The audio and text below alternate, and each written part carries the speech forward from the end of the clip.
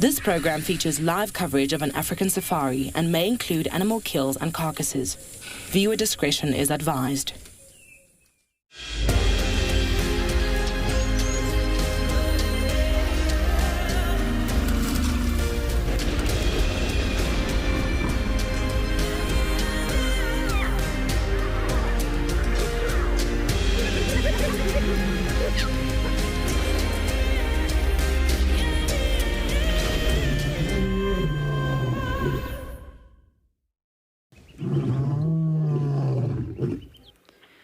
Good morning and welcome to a beautiful, cool and cloudy Djuma Private Game Reserve in the Sabi Sands.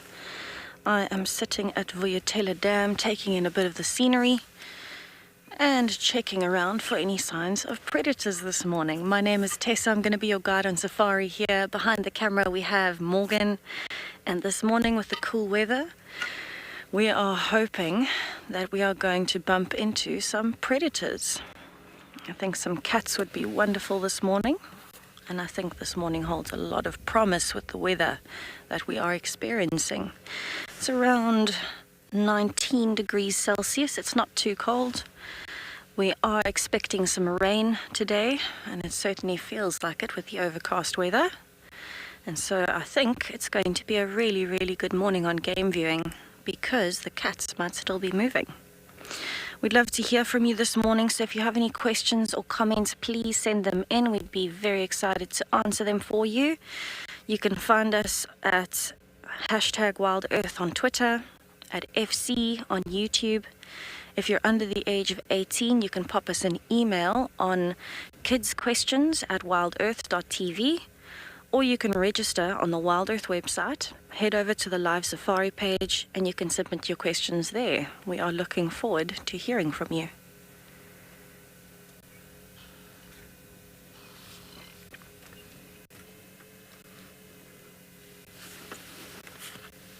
So you can hear there are not many birds that are active this morning. I think it is still a little bit cold for them.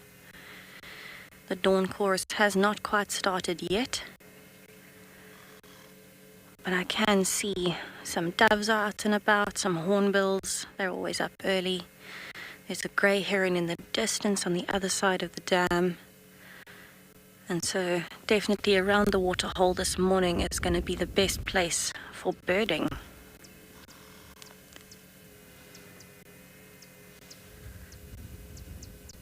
We do have quite a steady breeze this morning, which will definitely help with predators that are looking for food. I think the herbivores today are going to be a little bit more shy. They might be nervous with this weather that the predators are more active. But I am hoping we see some elephants today as well. It's always lovely to spend time with the gentle giants. And I think it's going to be a good day.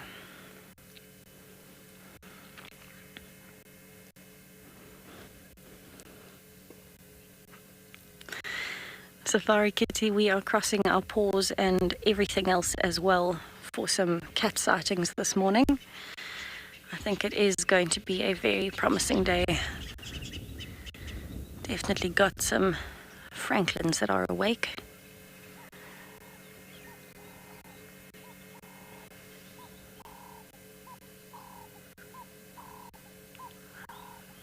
Birds are definitely becoming more active now.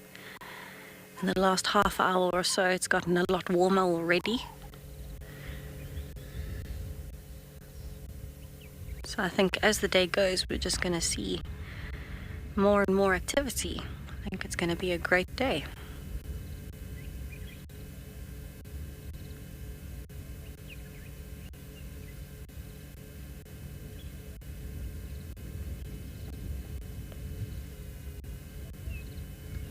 I would be very interested to see where all of the hippos have moved to.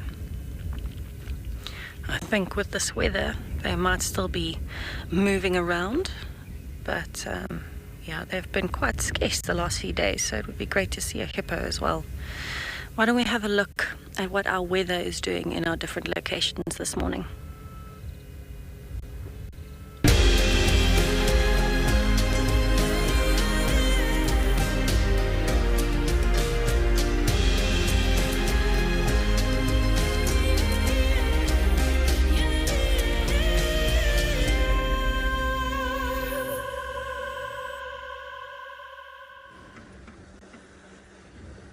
certainly a big change from yesterday afternoon, which is what we expected when that wind came up. I think the weather forecast was 1 day out in many ways. Anyway, my name is Tristan. On camera I've got Mpho this morning, and well, we're slowly just moving southwards at the moment.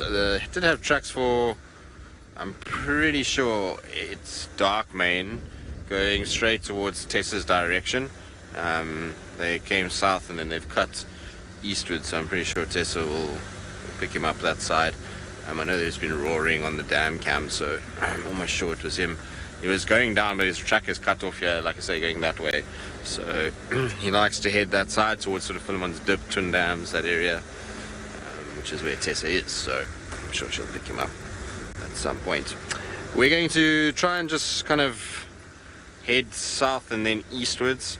The signal on Rusty really is kind of that way at the moment. We don't get very much to the northwest, unfortunately, so they're looking for Tortoise Band, Tamagumi, Kara, those individuals has been waylaid a little bit, I'm afraid, for now, until such time as some stuff arrives from Johannesburg to fix certain things. So what we'll do is we'll go and look for Tundi and Marips instead. I think we're going to find it's going to be a difficult morning. Tessa's being very optimistic this morning. I'm going to not be as optimistic. I think what we're going to find is the weather's going to deteriorate through the course of the morning. And what's going to happen is we're going to get wind coming up, it's going to get colder, and that's going to push and drive a lot of animals, besides maybe cats, into thicker areas. So even animals like these guys on the left-hand side are going to start to become less frequent than what we've been seeing over the last few days. The last few days we've had so many elephants, it's been crazy. But I think now with this cold weather, what we're going to find is that these guys are going to try and push into the densest, thickest stuff that they can, and the numbers of elephants that we're going to see will probably start to drop off today for a few days until it gets hot again, and then, you know, we'll start to see them coming through.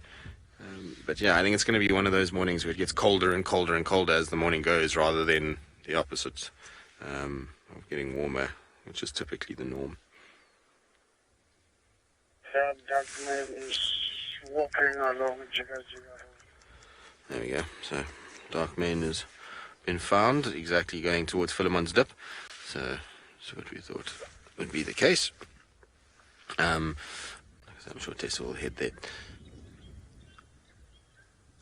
What is also going to be happening this morning is that all of these kind of animals, so things like elephant and any of the prey species, anything that relies quite heavily on hearing, is going to be a little bit disrupted. The wind is not howling like it was last night, but it certainly is still there, and there's still a breeze that is blowing.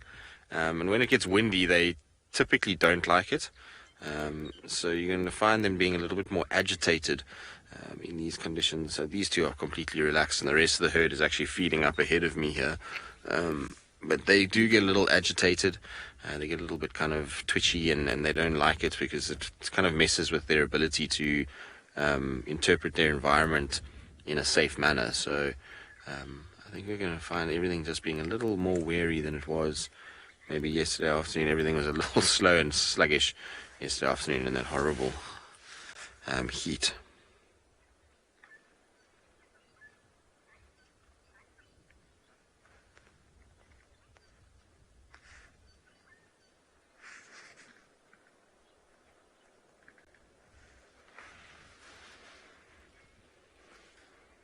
These guys are taking it very easy. I would imagine they must be enjoying besides the wind, they'll be enjoying the lack of sun this morning.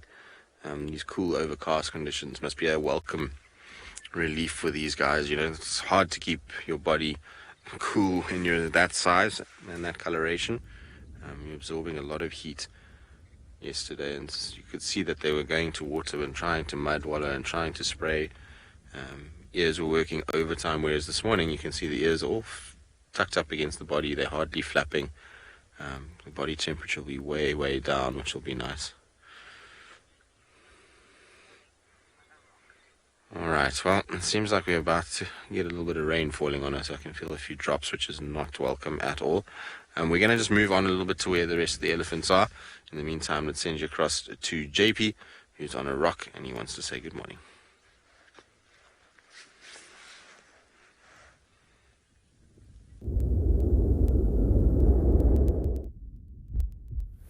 Good morning and welcome to WildEarth. We live at Bushwalk at Eco-Training Pridelands.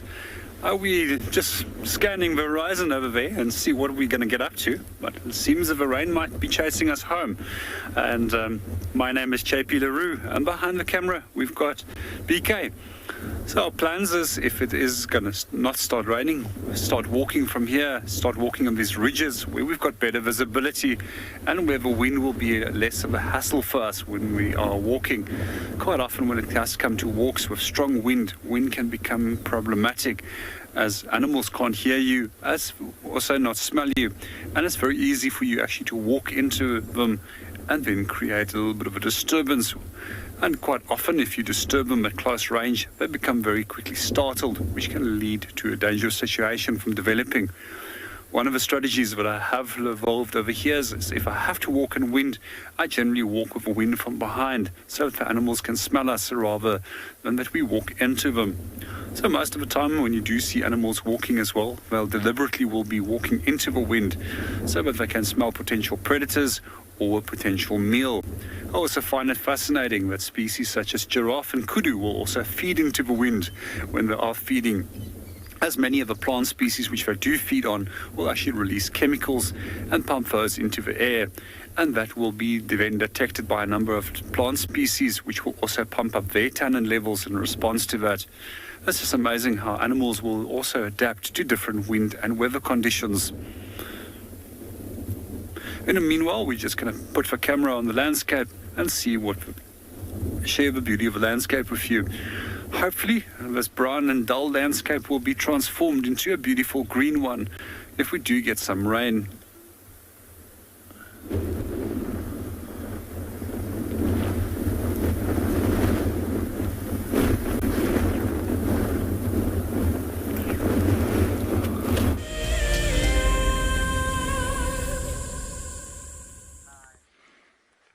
We're still with our herd of ellies. You can see some of them just crossing the road at the moment.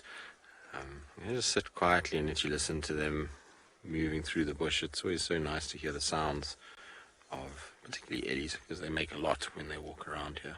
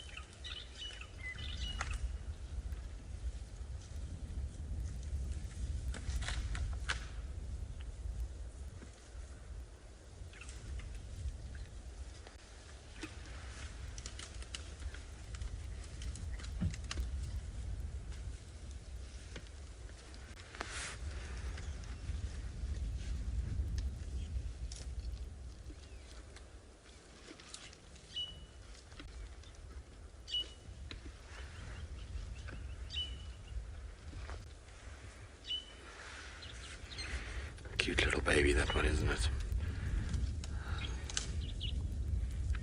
It's nice when you get to see these small little ellies. They're super cute little things. That one is not tiny, but it certainly isn't massive either. Alright, well, I think what we're going to do is we sit with our ellies for a while and just enjoy them.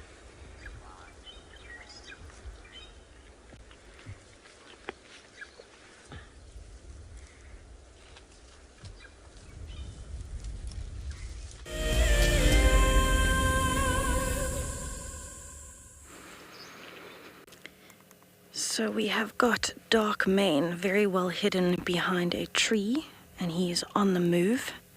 He's just crossing a drainage line which I cannot follow him through, so I'm going to have to go around. But for now, we can have a little bit of a long distance view of him moving up the hill. He looks as though he is on his own and might be headed towards Treehouse Dam.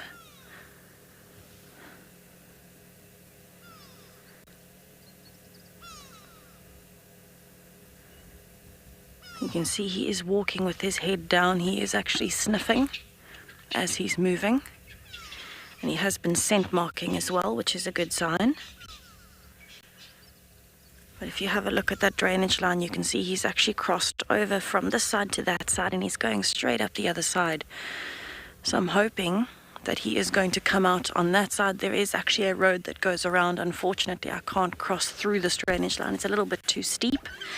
So I'm going to have to go around and try and find him again. But I'm very, very excited that we have a little bit of cat action this morning, especially dark mane. I know people have been worrying about him. So it is very, very good to have him moving and looking quite healthy, actually, even though he is on his own.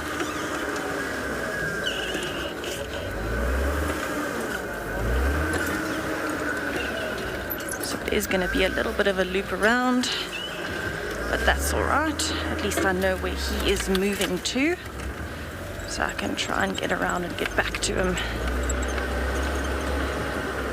So he's been walking along for the last kind of 2-3 minutes, just scent marking as he goes. So it is really good to see that he is still scent marking. That means he still thinks he is dominant in this area. I don't think he is going to go as far north as Buffelshoek Hook anymore, because the Mbali male has been around there, the S8 male. So I think there's definitely a change in dynamics happening at the moment.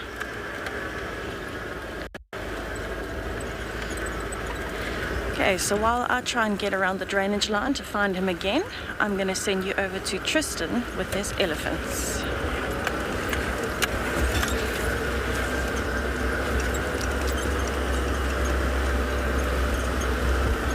Yeah, I'll check the traffic insights.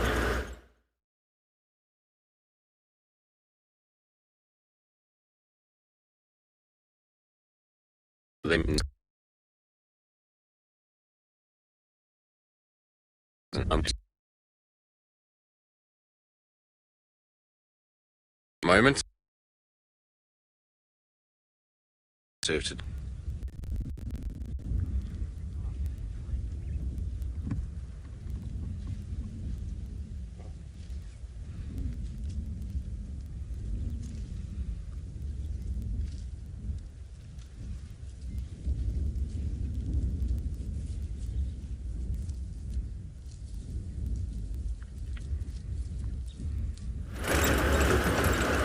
Right, so I am still getting around to where Dark Mane has crossed the drainage line. It seems as though he is on a mission. He knows where he's going. He's actually walking in quite a straight line, which is not that common for lions, unless they know exactly where they're going and they're on a scent marking mission. He was also walking along the road, which means that he is looking for places to scent mark. Any overhanging guarri trees, anything like that, is where he's going to focus his attention.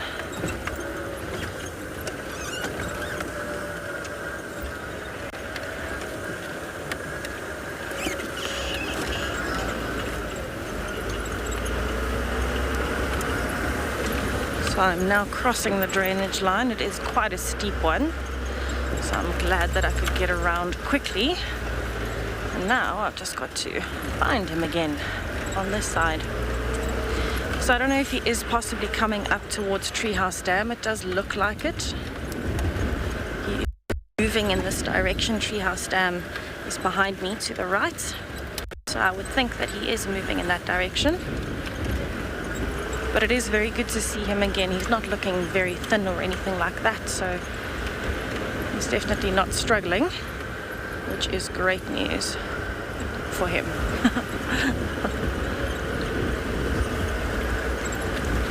Right, let's have a look.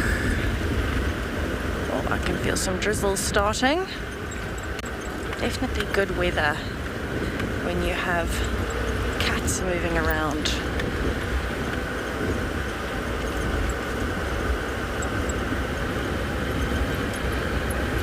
So I can see the drainage line where he crossed. So I'm just coming along slowly, waiting for him to come out on the side. Luckily, there are some game viewers in the area, so we can kind of check different areas until he comes out. It's quite thick here with tamboiti trees and things as well.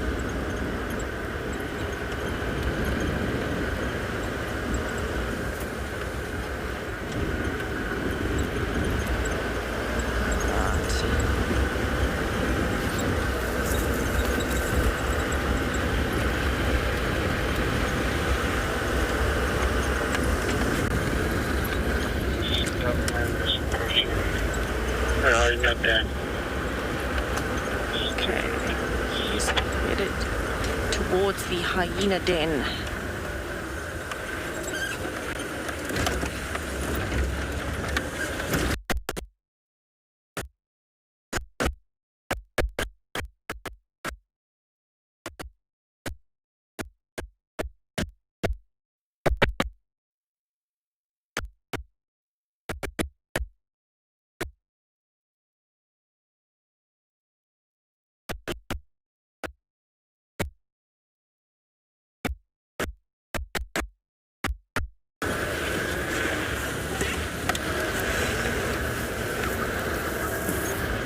I can imagine how scared a lot of the birds must be when they see a massive male lion coming along.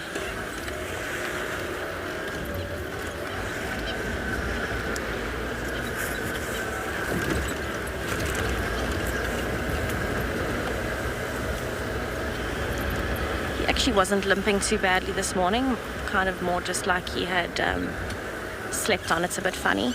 Not as though it was a very, very, very big limp. So we will have to see. He's not moving incredibly fast, but you can see how tough it is to find him again.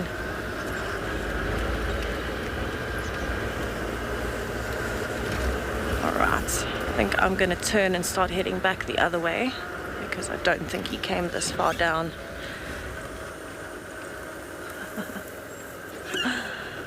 Always interesting when you're looking for a lion.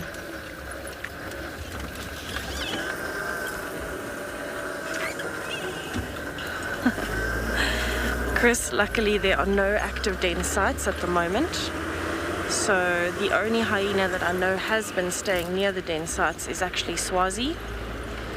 I don't know if Swazi's actually been staying in the den or just around the area, but it certainly has been you know, kind of an idea of staying close to the den site. That being said, though, they should smell each other from a ways off and be able to move accordingly.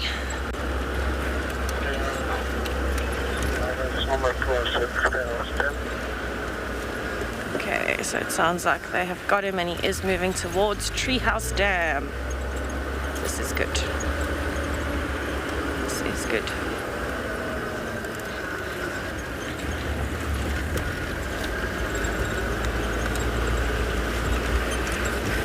It is definitely a perfect area for a lion to remain hidden this morning. A really, really, really good area. And that's because you can imagine with a lot of thickets, with a lot of tall grass, there are good places to hide. Oh, the rain is getting a little harder. This could be interesting.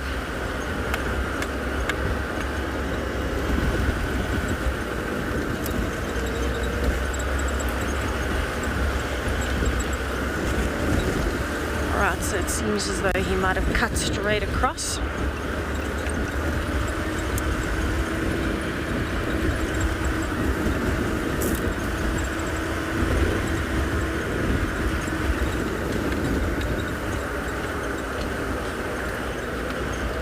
Happy about this weather actually, because I think he might be moving for a while. Definitely a good morning for the cats.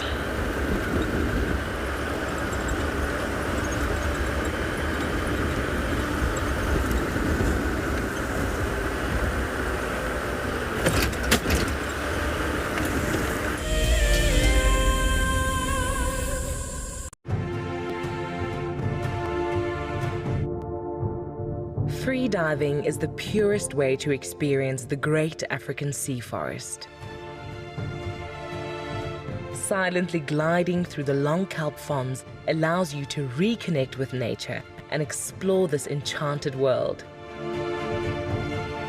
Sea Forest is a brand new daily experience coming soon on the WildEarth channel.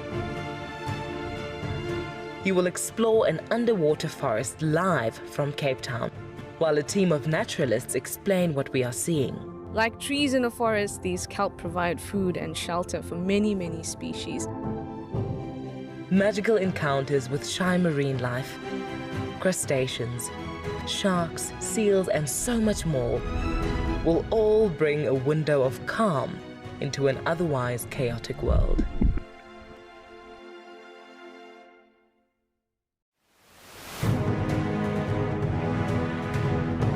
Being nominated to the top 5 and finally being here, for me, it's an achievement. Tracks, I believe I did quite well, and the walk. And sometimes you often drag their feet forward. The storytelling as well. So yeah, I think that's where I see my strongest point. And then, that was the opportunity of the scraping. I say the bedding and the call, definitely, for me, it was quite a big challenge. Guiding is not all about the award that we have had, but in sharing the experience and continue to do what we have passion and love.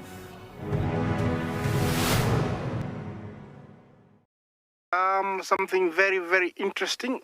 I didn't plan this, but this is a scene rarely seen. This is what we call a journey of giraffe. So beautiful.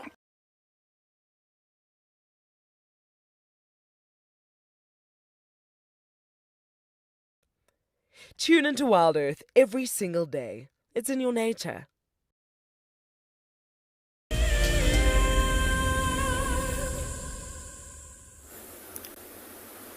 Good morning and welcome back on Bushwalk. We're still on the rocky outcrops and walking about and see what we can find. So far this morning, we have actually looked at a number of plant species which are rocky outcrop specialists. And they include large leaf rock fig as well as the star chestnut, which we are looking at the moment. This is one of my favorite trees because it's probably got one of the most beautiful flowers. It's only other flower that really stands out that I can think of that is more beautiful as that what is known as a daylily or a spider lily. We come back to the plant. It's also one of the interesting plants of this area. It's often been used traditionally for the making of fibers in terms of making rope and other materials. The wood is also incredibly soft, which makes it suitable for making base plates if you would like to make fire by means of friction. I find it particularly interesting that the genus name of this plant is called Sterculia. And if we look at the origin of the name, Sterculia actually refers to the Roman god of manure and dung. And the reason why is because many of the flowers actually have quite an off odor which they produce. It's a fairly easy plant to identify when the flowers are on. They make these beautiful pink and yellowish trumpet-shaped flowers. And when we look at the bark, it tends to be smooth and it tends to also start peeling off in little sections. Specific tree that we are looking at over here is fairly large, and one of the reasons why it's so incredibly large is because that it's protected in this rocky outcrop against elephants, which quite often demolishes these whole trees.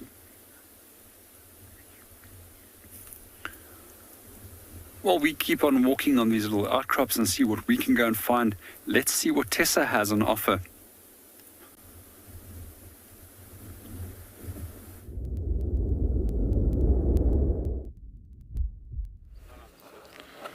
So So Dark Mane has just come down for a refreshing drink of water at Treehouse Dam this morning. He is taking his time to get in as much water as he can.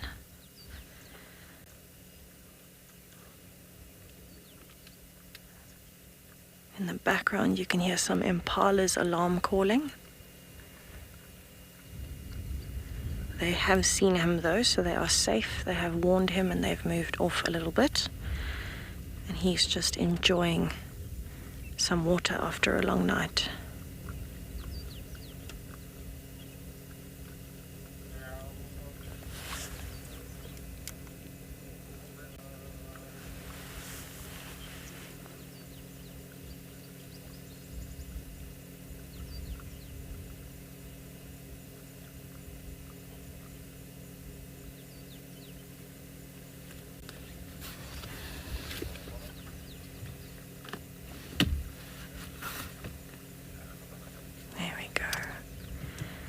You can see he is still looking in very good condition. He has still got the limp. He tends to limp a little bit more when he's been still for a while. You can see his mane has been dipped in the water a little. So water is an incredibly important thing for a lion. He needs to make sure that he drinks enough water every single day, so that he can help his digestion along. It's very difficult to digest red meat. And at the same time keep himself cool. So it looks like he's scanning around to see if there is anything close to the dam. He might be hearing something we can't.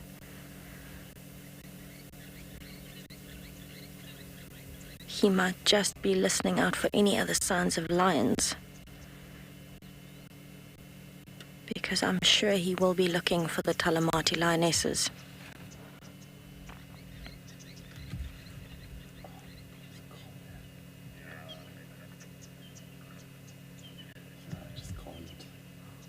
Sorry, there is a game viewer on the dam wall. We're just going to let him walk a little bit before we focus back on him again.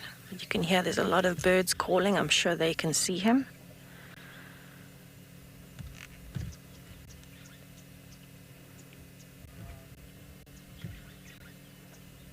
You can see how floppy his paws are when he walks. Watch how they bounce as they hit the floor.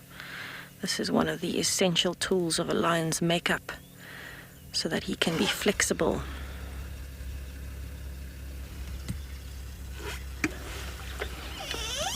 Luke, I hope he finds his pride again too.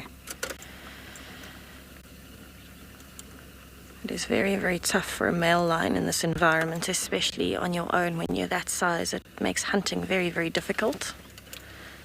I am going to try and turn and go with him. Oh, he's actually coming behind us. I'll have to do a little bit of an about turn.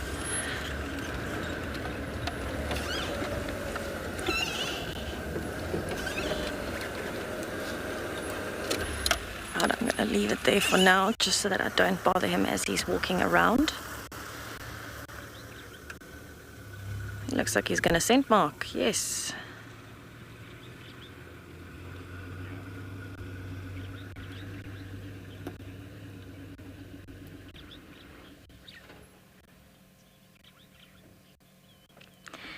Picky, I know it is very exciting to see Dark Mane. He is looking like he needs a bit of a meal. Definitely looks like he hasn't eaten in the last 3-4 days, maybe even 5. And that's quite expected with a male lion, because if he's on his own, he's not going to be the best hunter, especially, you know, he does limp and things like that. So it will be a little bit more difficult for him to keep up with animals. But it is lovely to see him again. You can see he's on a scent marking mission this morning. He's walking along the road, scent marking on all the guarri trees, stopping only for water along the way. Can actually see his spine a little bit when he's squatting like that, but he's not in bad condition. He's still very muscular.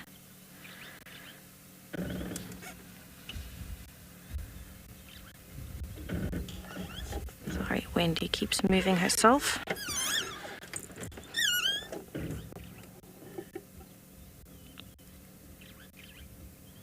And there he carries on. So he keeps sniffing the ground as he's going. I'm wondering if he can't hear other lions or smell them along the road.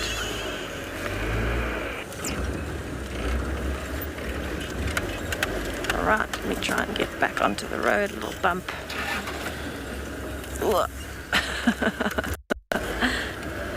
Definitely bump worthy. I definitely do not want to drive over that fresh that he's just deposited on the road. It's a smell I won't get off the car for about a week.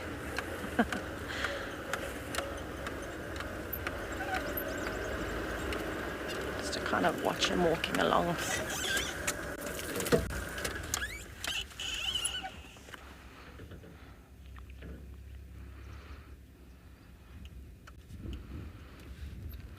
Katie, a lion's hearing is unbelievable. They can hear each other for, sometimes over 15 kilometers if it's a cool night.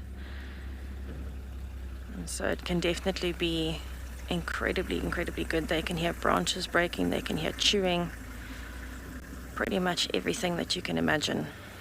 We are going to have to keep moving because he is moving.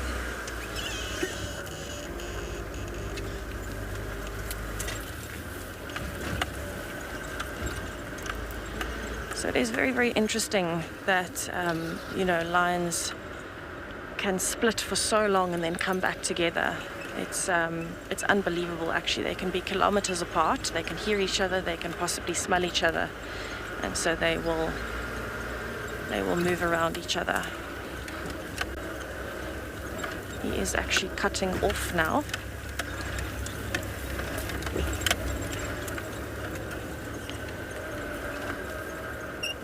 Kind of watch him go, then I'll loop around the front. Where are you going to?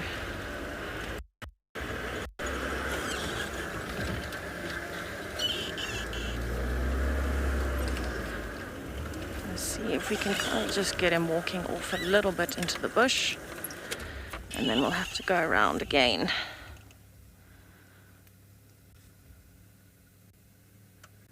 He is still on a mission. You can see he is still looking down and smelling.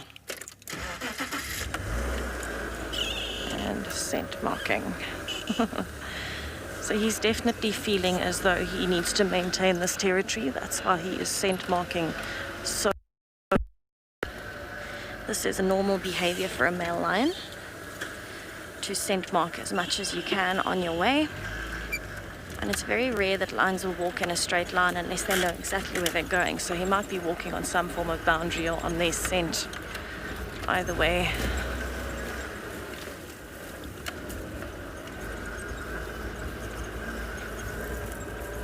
I'm just trying to dodge all of the broken logs. There are a fair few. Let's see if I can get around him again. Tough area. I'm gonna have to do a bit of a wider loop.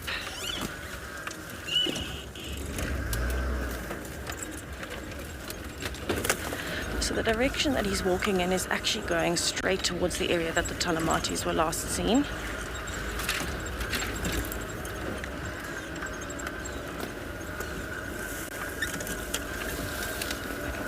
Here. Right, just an aerial. We're going to lose signal. Let me try and go around.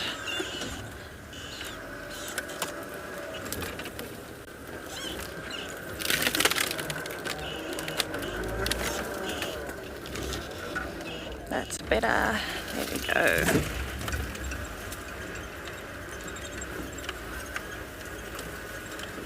He is moving through quite a tough space, ironically straight back towards the road. It's as though he knows that he gets us all on a bit of a wild goose chase.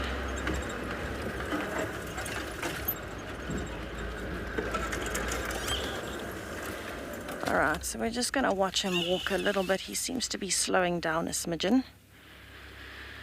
and heading back towards the road. So he's cutting straight across the blocks where the roads are turning around him.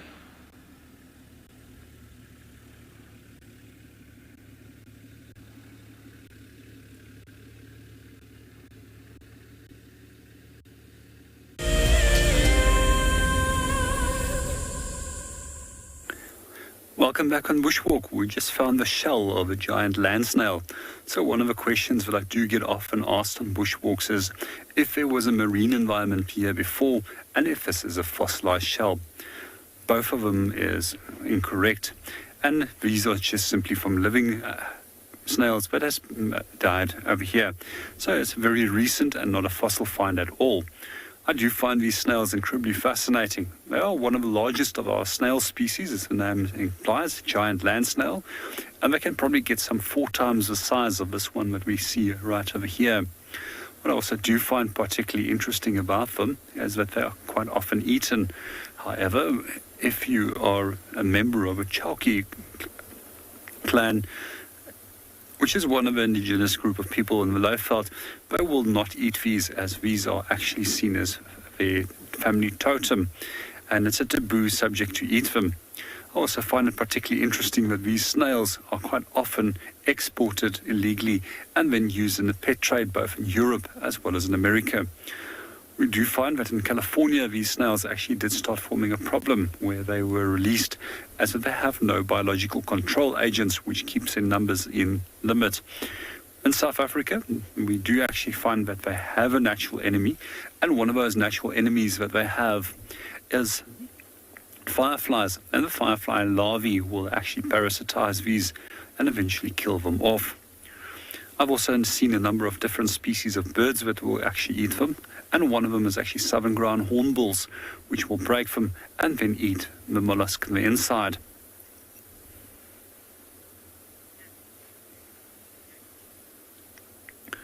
Well, we're going to move off and go and see what else we can go and find.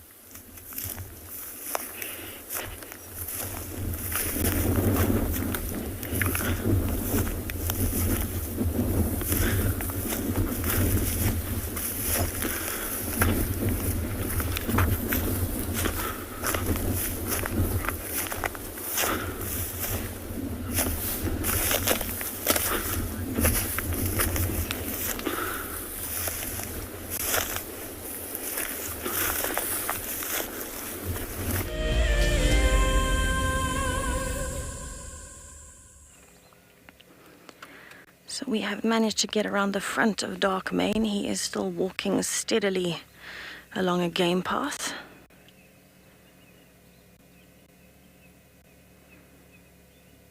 His head is still slightly down, so he is definitely still sniffing around. He keeps stopping when he hears things. You can see he is moving very carefully. The last thing he wants is for another lion to hear him. So he's not roaring, he is only scent marking.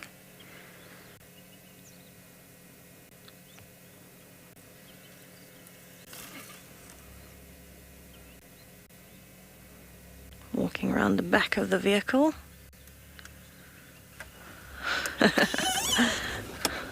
Just gonna wait for him to move and then I'll move. Right, I'm going to try and have to get around the front of him again. So you can see when a lion is on a mission like this, he knows where he's going. He's walking in a straight line. So what he is doing is actually covering a lot of distance.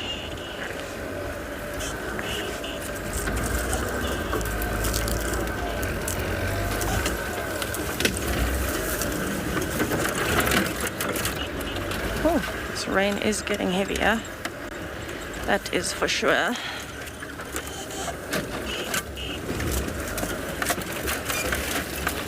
So I'm looping around the front of him again.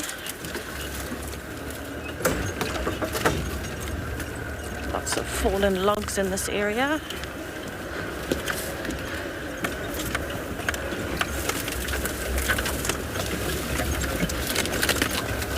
Quite difficult to pick a path in such a thick area. We are going to get around him.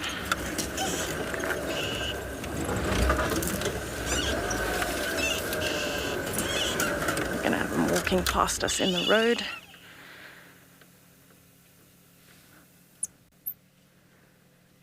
Still very, very much on his scent marking mission.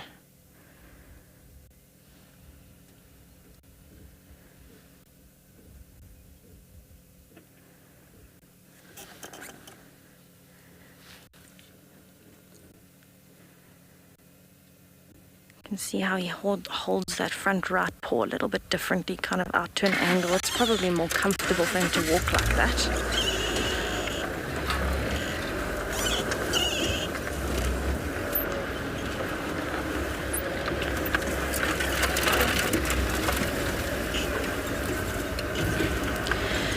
Sandra, because lions mostly actually only move at night, it's tough to say on a day like today when he's moving during the day while it's still light out.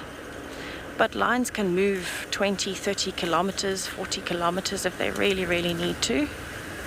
It's not an issue for them. They can move as far as they need to move in terms of marking their territories or moving from one area to another. I know that sometimes when lionesses move den sites, they actually, they can come back for each cub and move each cub 8 to 10 kilometers at a time, backwards and forwards. And they might have 3 or 4 cubs. So it can be quite a long and lengthy process or experience. So I'm actually going to go around, luckily on the road this time. He is coming around to a dry pan.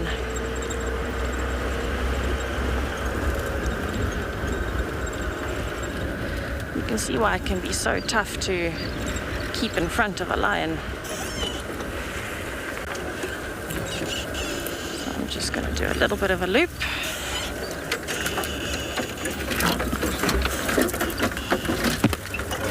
Alright, so I'm going to stay here with Dark Mane for a little bit. You can see he is coming straight towards the road. So we're going to see how long we can follow him for. He's heading to quite a thick area, so we're actually almost on the cut line and the fire break. We'll see where he goes and we'll send you over to Tristan in the meanwhile.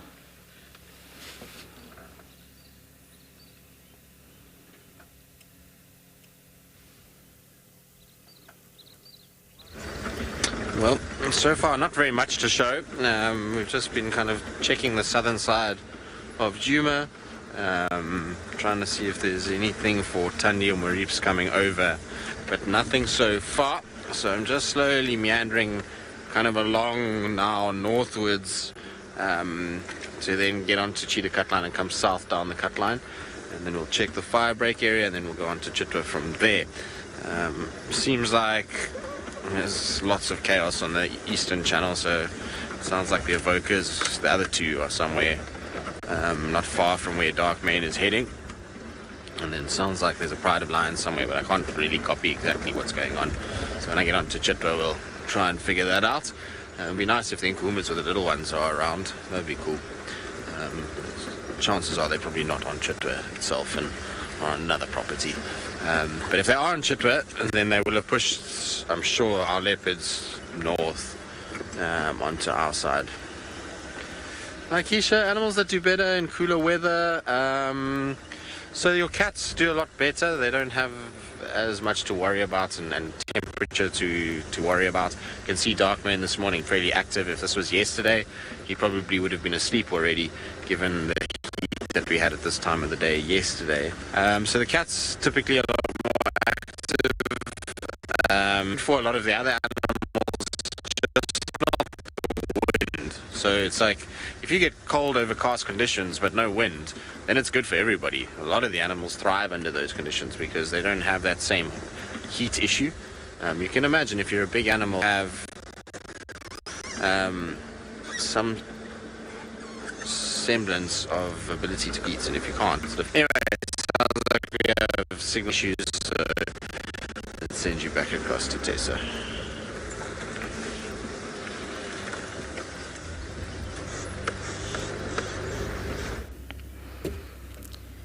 So Dark Mane has just crossed the boundary between Djuma and the southern and western side, Arathusa and those areas. And so I'm not going to follow him over this cut line. He is on his mission and he is walking and scent marking.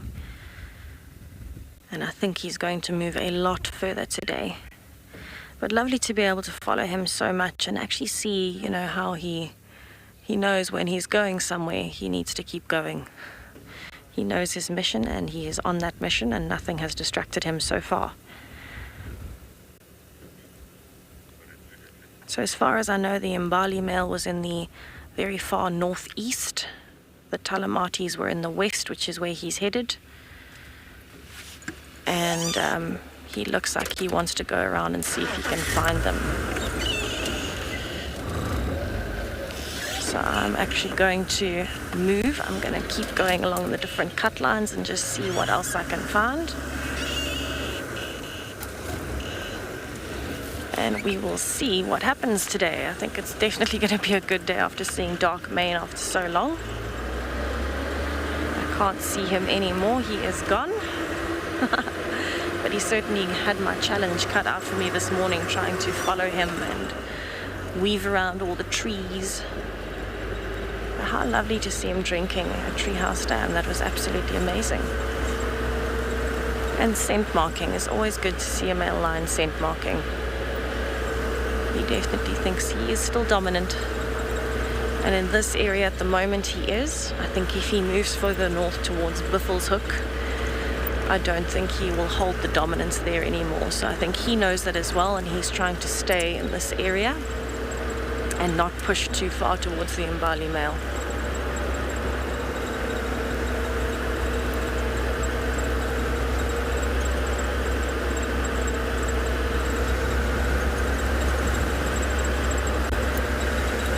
Be interesting to see what other animals are still in this area because he's moved through so quickly. He hasn't really alerted many animals that he's here. He also hasn't really paid any attention to them. So what that means is even if animals are alarm calling, they can see he's moving off, he's not staying in the area, and so they generally tend to reset back to relaxed fairly soon after. But it will be very interesting to see, you know, if there are any other lions. Maybe there have been some of the Talamatis seen further west. Maybe they've come south a little bit. Very, very interesting lion dynamics at the moment.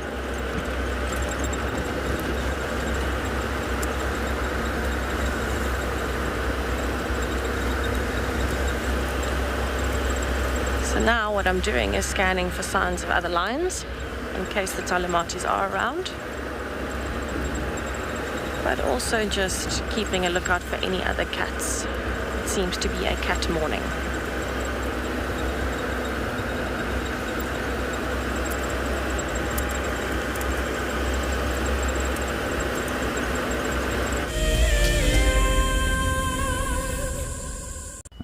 The WildEarth channel now runs for 24 hours a day and is filled with exciting wildlife experiences for the whole family. In addition to our twice daily live safaris from Africa, we launched Sea Forest. Free divers explore the great African kelp forest under the water in Cape Town, while naturalists on the surface explain what we are seeing in real time. Our Escape to Nature series features exceptional wildlife footage throughout the day, and here you can immerse yourself in the sights and sounds of nature. And finally, we are launching a brand new penguin experience later this month, where you can follow the lives of a group of African penguins daily and in real time. If you want to join in on these experiences, then head over to wildearth.tv/channel to see where you can watch. Escape to nature with WildEarth.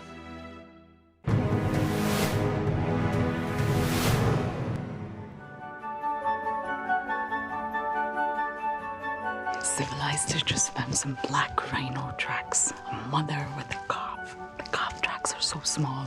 They're somewhere here in this area, but it's too dense to walk this way. So we're gonna walk around where it's not so dense. Let's hope we get lucky. And sometimes you often drag their feet forward and deposit the scent mark, which is what they use to patrol their territory. We managed to get a glimpse of the black rhino, but for safety reasons, of course, we held back and we walked a different way, but it was such a fantastic experience. We didn't just focus on the big things, because it's not all about the big things. We focused on army ants and lots of dung. Civilized did an incredible job, but it's up to the judges now.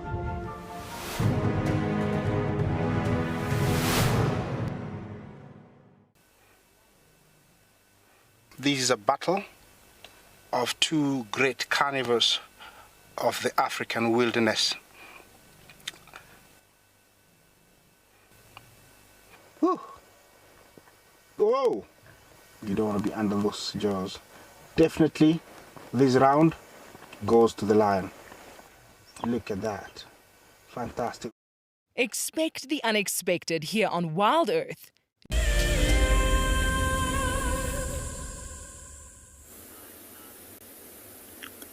Welcome back on Bushwalk. At the moment we are looking at a number of different animals' dung. And what we are looking at over here is the dung of an African elephant.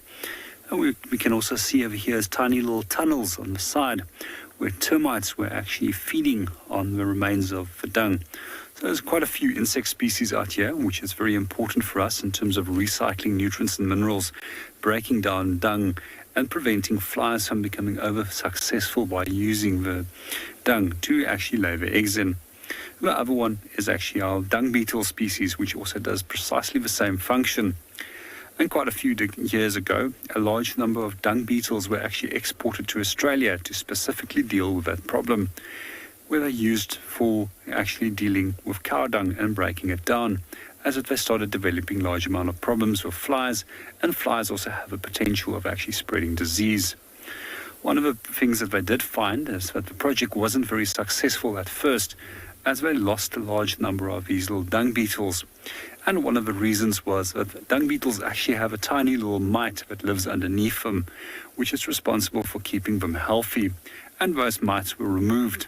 They soon learned that they have to export them with their mites. We've also been looking at a number of other species over here, the dung of a zebra that we have over there. So both the elephant as well as the zebra are animals with a single large gut. We refer to them as hindgut fermenters. So generally, if we do look at their dung, it's very loosely packed, very coarse-grained dung that they produce. You can see it can fairly break up and easily. This is a typical kidney-shaped pellet of a zebra, and they always tend to have a little crack right in the center. The pellet is generally some 5 centimeters in length. What we often see with a lot of animals that do feed on a large amount of grass is that their dung actually oxidizes into a black color due to the silicates in the dung that gets exposed to oxygen. And as we come right over here, we've also got a large amount of dung that's been deposited by a giraffe. And quite often what we do see with giraffe is that there's scattered effect, because the dung actually gets dropped from a height of approximately 1.4, 1.7 meters. However, in soft grass, they tend to be a little bit more closer compared to hard ground, where they actually even scatter further. When we do look at these pellets, we can see that they're incredibly hard and difficult to break open.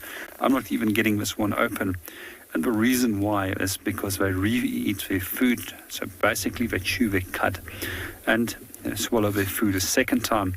So their food actually goes through 4 chambers, or 4 stomach chambers, which are very effective with digesting that food, extracting the nutrients, and retaining as much as possible moisture in their system. Especially giraffe, they're animals that can tolerate a lot of heat, and they can occupy areas where there's very little water.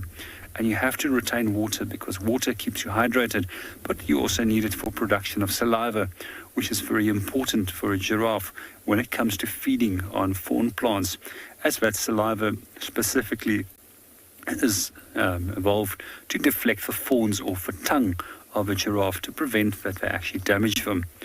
There's a number of people that's been studying the saliva of giraffe as well to try and produce a lubricant which is water-based.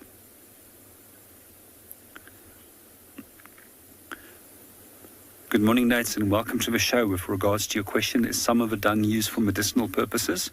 If we come back to the elephant dung right over here, One of my trackers that I used to work with many years ago, a man by the name of Jerry, he used to use the elephant dung to actually use it to clean out his stomach. Because of a high amount of tannin that is inside the dung, he used to soak it in water, and then he would drink that water afterwards to clean out the stomach. You can also use the dung from the elephant by burning it, and then by simply putting a towel over your head, and that will help you to actually open up your chest as well as your sinuses. That's often used as a traditional method of dealing with chest ailments. You can also practically use it by burning it to actually chase away mosquitoes. And for me, I simply love the aroma of elephant dung that's been burnt. It's really got a beautiful smell to it.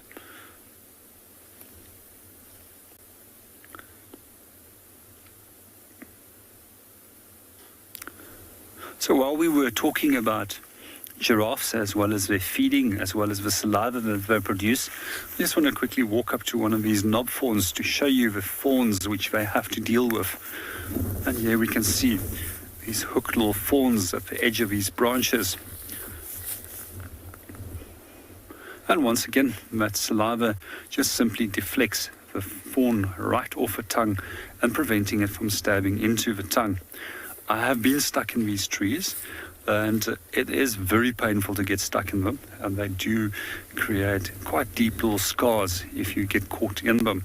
So I'm absolutely amazed about how giraffe can feed on these trees. We also see that giraffe has got a number of other adaptations when they feed on these fawn trees, and these also include the very long eyelashes that protects the eyes against the fawns.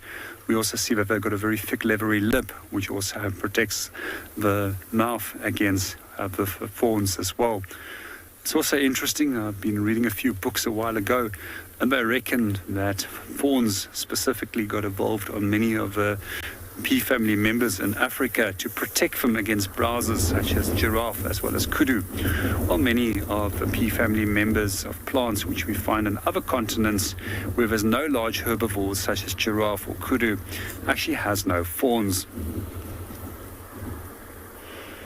We also find that these fawn plants are actually one of the favorite plant species for giraffe to feed on.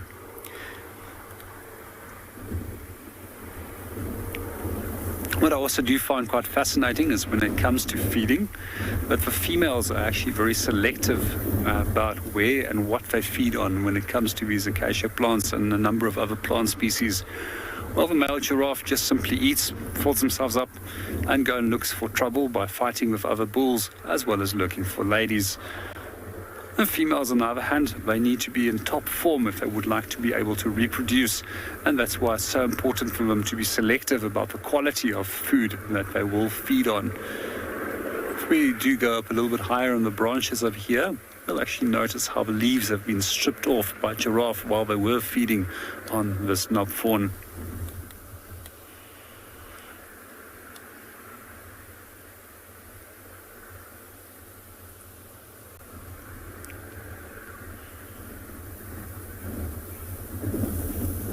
Well, we're going to move off and go and see what else we can go and find.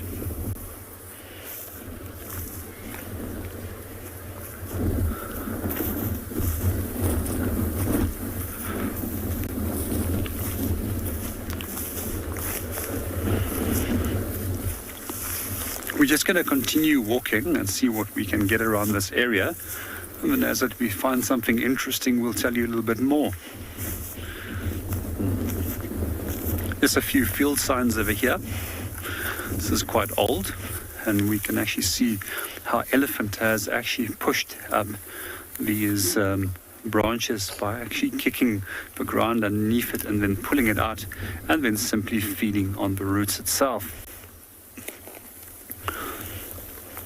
So we find that elephants will also utilize quite a wide range of different parts of the plants, ranging right through from the roots up towards the leaf, the inner bark, as well as the fruits and the seeds of many of the plant species out here. So while we're walking, we're very soon going to link you into one of our eco training promos to tell you a little bit more about what we do at eco training. There's also a wonderful discount as well as a prize that's coming up that you can win by simply joining on WildEarth Explorer. Operating for 27 years, Eco Training is the pioneer and leader in safari guide and wildlife training in Africa. WildEarth has been working closely with Eco Training to promote the safari guide industry and create awareness for its importance. This is why, for 1 month only, we are offering all WildEarth viewers an opportunity to receive a discount on an Eco Training safari guide course. Contact Eco Training today to find out more, and remember to quote Eco Wild Live to receive your discount. What an incredible opportunity to get yourself qualified to become a guide with Eco Training.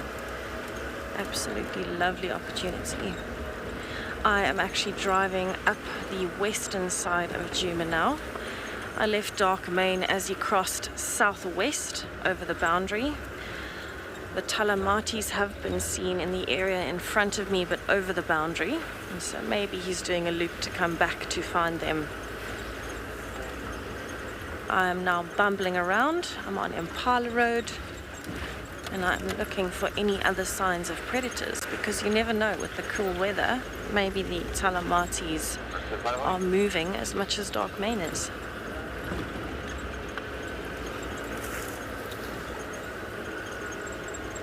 The only tracks I've seen so far are hyena tracks, and this is very normal for a hyena's patrol overnight.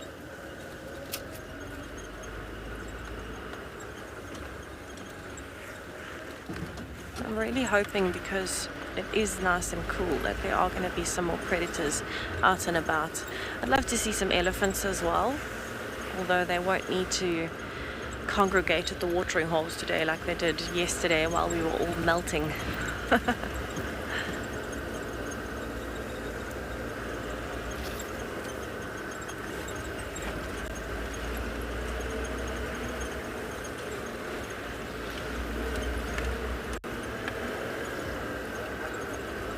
It's actually stopped raining now. It was spitting earlier. It's actually stopped, which is good. We need the rain, but a little bit later would actually be better. But this is what we do. We adapt.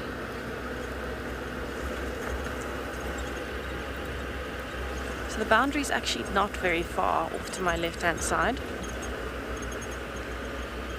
So if there are any signs of the Talamatis moving this way, it's definitely worth staying in the area and checking.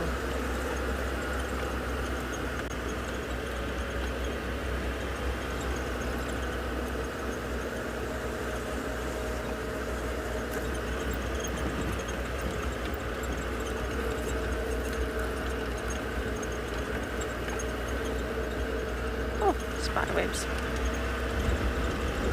It's one thing coming into spring when you haven't driven a road yet from the night before. You normally get a fair amount of spiderwebs to the face.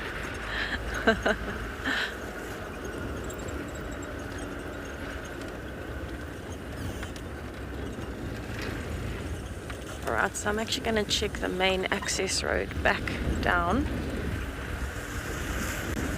This is a great road to check for tracks because it is very, very sandy.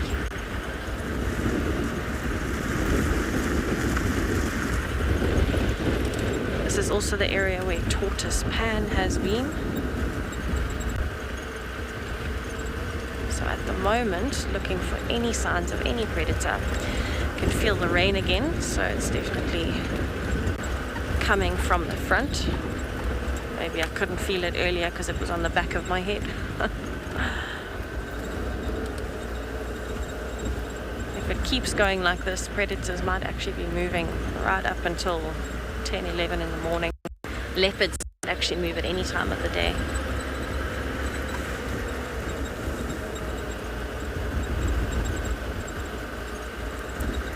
So while I carry on with my bumble, looking for any more signs of predators and elephants, I'm going to send you over to Tristan, catch up on his side.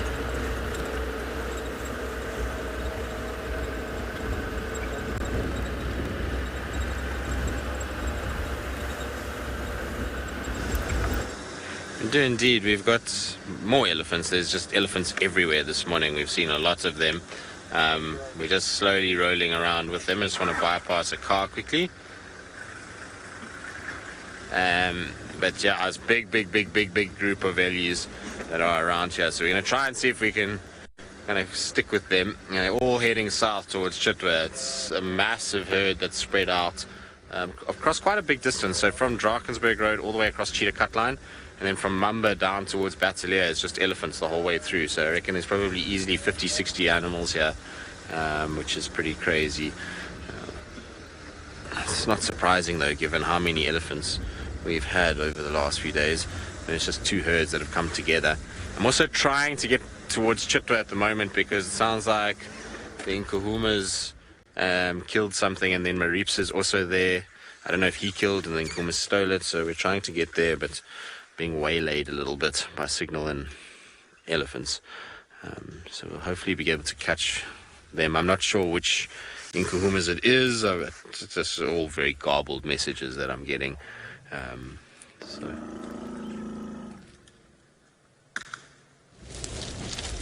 love when these guys talk like that. So yeah, we'll see what's happening there. I'm sure they're going to come across at some point.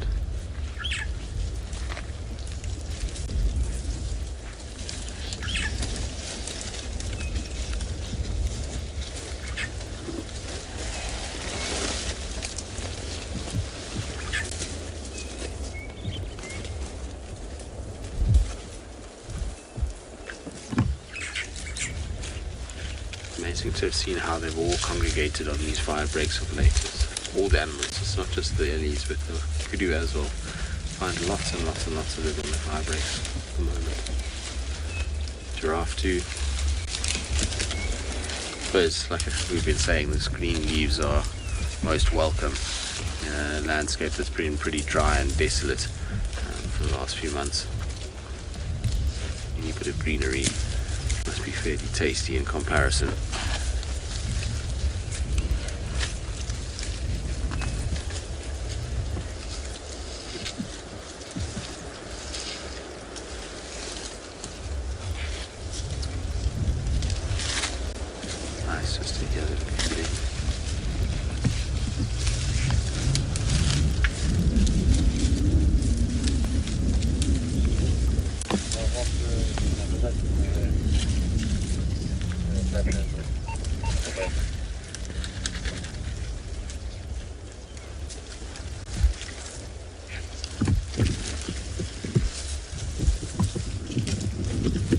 Doug, 100%. We've had elephants everywhere. It's because of the weather conditions. We've had hot weather, and there's pumped water in these areas, or lots of water points as well as pumped water, and so that brings them in because they're finding water easily. There's food.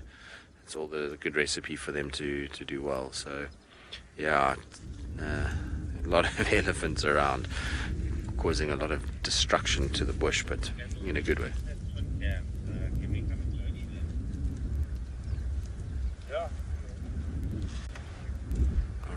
I think let's carry on. Let's try to see if we can find these lions or marips, one of the two. I think either one will be nice. Figure out what's going on. Well, now you're going to cross the road. You weren't going to cross the road, but now you're going to cross the road. Okay, you can cross the road. Off you go.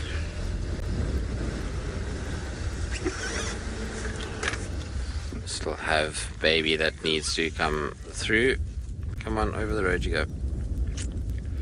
Never a great idea to get between a mother and its baby when they're crossing roads. Anyway, we're going to carry on. Like I said, we're going to try to see if we can get into these lions or leopard or something and find one of them. I don't know. It seems like no one knows what's going on, so I'm going to try and head in that direction and see what's happening.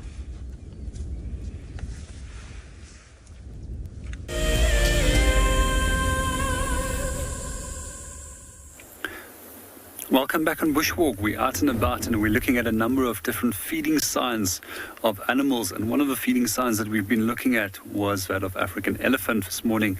So right over here we can actually see where a marula tree has been pushed over by elephants so that they could actually target specifically the bark. As mentioned before, there's 157 odd species of plants that are utilized by elephants. And the reason why they specifically will go for the for the roots of this tree is actually because it has a large amount of nutrients as well as water that's stored in it. So I was also taught many years ago, if we are out here and we are stuck in the bush and we are in need of water, it's always worthwhile to actually dig for the roots of the marula to get water from it. However, I would do so in the coolest part of the day, because on a blistering hot day like yesterday, digging for water actually might cost you more fluids being lost than that you can actually gain from the roots. I also find it particularly interesting that there is a specific beetle species that will feed on the leaves of this tree and then drop down to the ground. Those beetle larvae will then start developing quite close by to the roots, where they will go through the next stage of their life. Those little grubs, they will be dug up by the sun hunters, and they will use them actually as an arrow poison. It's also interesting, no antidote for that specific arrow poison. We can also see there's a few other things that we can use this tree for, and as we move up over here, we can see the bark of a tree. When you start moving and start removing the outer layer and you get to the inner part, you actually find a reddish colored bark underneath the inner bark, and that can be used as for antihistamine. So if you ever get stung by an insect or develop an allergic reaction, remove the outer bark, get to the inner bark, and then take that material from the inner bark and smear it onto the site that has been affected. It will almost provide you with instant relief.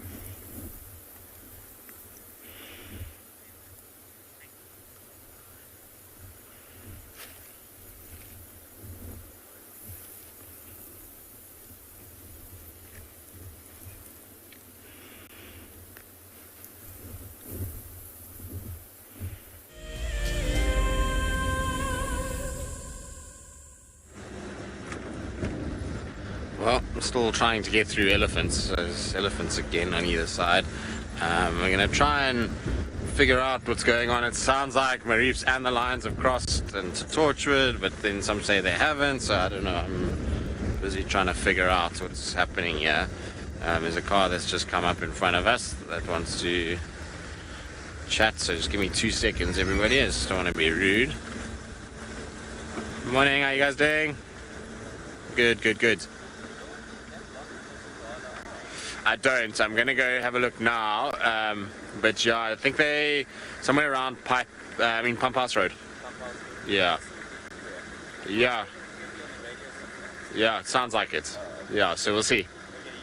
Okay, cool. I'll let you know now. Just give me 2 seconds. Yeah, cool. No worries. Shame. The guys are also confused about everything because, like I say, the radio comms were so bad that they also don't know where everybody is. And so we're going to try and see if we can find lion and leopard and all the other things that are happening. But Marief's is, you know how he is.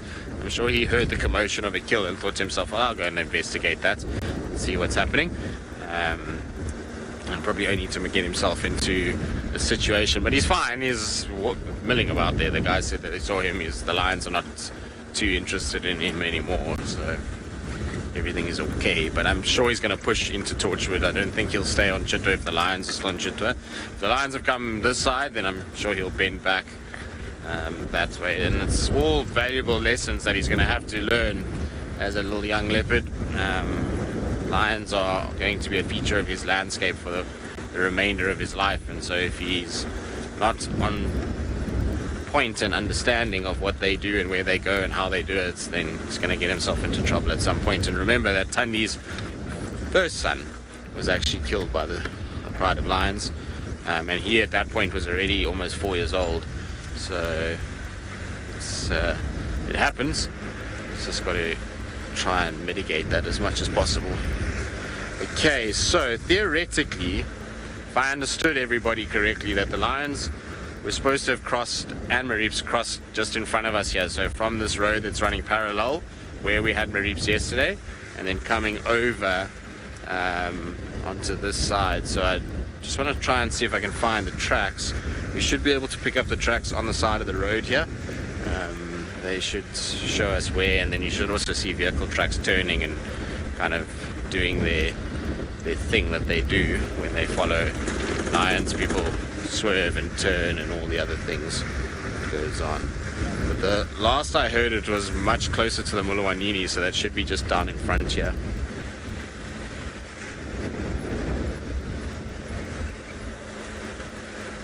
Alright, so I'm going to try and see if I can find anything here. In the meantime, though, let's send you across to Tessa, who's still bumbling.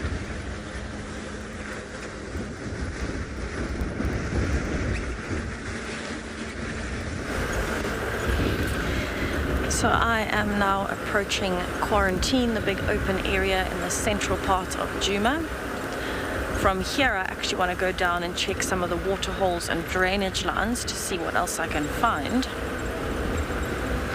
But it seems that with the wind and the little bit of rain, even the birds have started roosting. They're not calling anymore.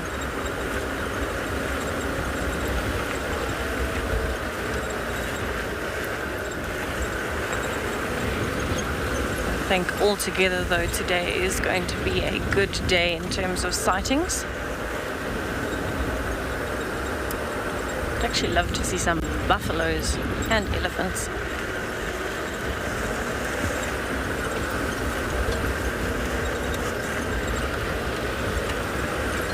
But I must say, I don't think there is actually a better way to start the day off than with a moving lion. Maybe wild dogs would be really good, but a moving lion is always amazing to see.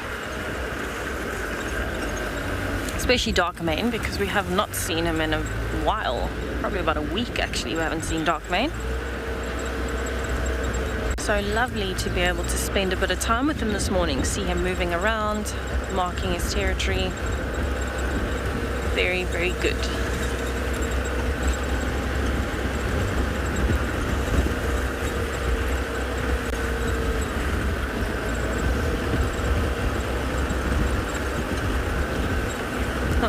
Leopard lover, a super proud of lions or any super predator. So lions in general are the super predator of this area. If you go somewhere like the Mara, the super predator is actually the hyenas, especially somewhere like Ngorongoro Crater. But a super proud of lions is actually when you have a large pride of lions that is just incredibly overpowering in a particular area. So if all the other prides are averaging between say 10 and 20 lions, if you had a pride of 30 plus lions, that would probably be the super pride. And so they would be the most dominant pride with the most power in a particular area. So depending on the density of lions, depending on where you are, depending on the average pride sizes, a super pride would be the biggest pride of an area.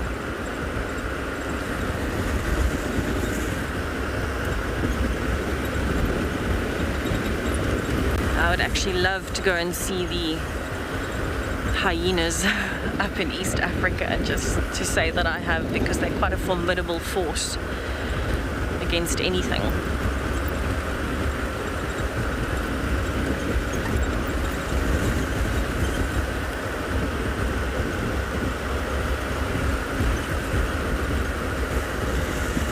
Speaking of super prides and cat movements, I'm going to send you over to Tristan, who has found himself a cat.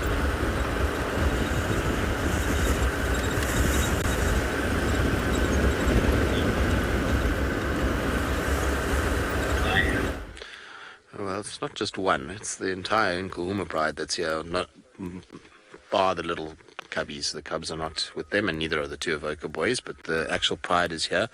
Marips is just to the north of us. You can hear the cars that are with him, but they are struggling to keep up with him. Apparently he's just running at the moment, trying to get away from these lions. Now you can only see the one lion right now, but at the back, behind this one, is where the rest of them are all sitting. They're all very much alert and awake, and I'm sure it's because they've seen that leopard. They're watching for what's going on, checking to see what's happening. You can see this line here is a car to our north of us, so it's watching that car in the hope, well, not in the hope, but in the knowledge that something else could be around, and therefore need to check. Nice to see the pride, though. I mean, it's been a while since we've seen the Nkuhumas.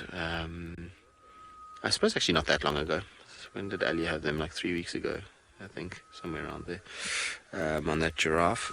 But they definitely are spending a little more time back this side again, which is quite nice. You know, they for a long time were going into Londolozi and Mala Mala, and we were not seeing anything for them at all. And in the last couple of weeks, there's been tracks for them. The 3 lionesses from the Pride have been spending more time in this area again. So it's been good to see them. I'm sure it's due to the fact that the Talamatis have not been present at all. They've been mostly to the north. I haven't seen the Talamatis for quite a number of days now, which is due to the fact that S8 and Dark Main and all that kind of stuff is happening. They're trying to sort of settle that all down at this stage. But you'll notice that this lion is breathing quite heavy at the moment. So that heaviness that it's breathing with is not because it's hot, it's just because they're full. I don't know what they killed, but they definitely have eaten this morning. And again, yes, new lion prides can come in. We don't see it often, and it's not something that's every day, but it can happen. They, especially because of where we are, prides of lions can arrive in from the Kruger. We're not very far from the Kruger boundary, and on the other side of that, we don't really have a complete grasp of what's going on there. We know the Torchwoods spend some time in the Kruger area, but we don't have an exact idea of who's where and how many prides are on that side. And so every now and then, some random lions will come through, and it's not so much Djuma, it's more like Torchwood, Cheetah Plains, and Koro, that area. You can get kind of randomness that happens there. To the north there's Manuleti, so Manuleti we know well what's going on, but remember the other day we had I don't know if we didn't get them on camera, but they were in Buffelshoek, was that Mbali Pride, and they came kind of out of nowhere. We hadn't seen them before this season, and they just appeared one day. So it happens. Random prides can come in at random times, like I say, or it just depends on movements, and the males typically are the ones that cause this kind of thing to happen. So if you get males that come in from Kruger, they might drag a pride with them into the area and push other prides further south, which is basically kind of what's happened with a lot of the lions that we've used to be seeing. So like the sticks and the Nkuhumas have moved because of male lion pressure, or new males that have taken over, and therefore they've moved, and so the prides have just followed in with them. So it just kind of rolls like that. I'm just going to go forward a little bit just so we can try and see the rest of the pride that's on the back side of this one. They're all lying in a pretty horrible spot. It's not a great spot for viewing them, but I'll try and just reposition.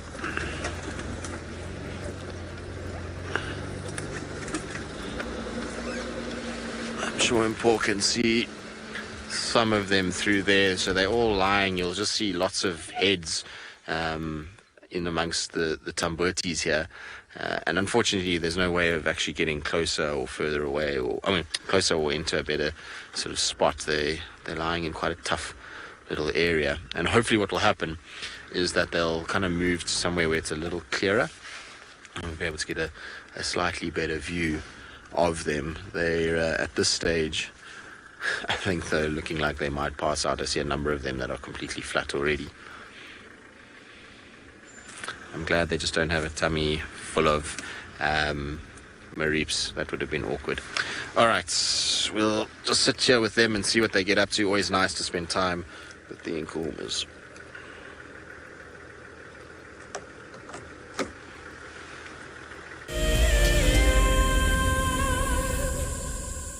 The Masai Mara in Kenya is an iconic wilderness filled with life. Its inspirational beauty has captivated our hearts on WildEarth for many years. While this season of the world's greatest migration has been missed, WildEarth is preparing a spectacular comeback in 2022.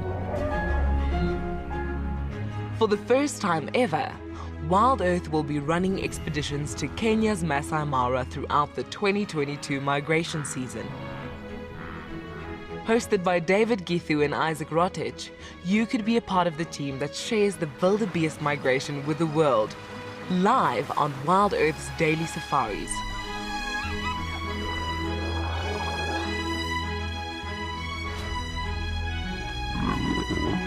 If you're interested, then head over to our website to find out more.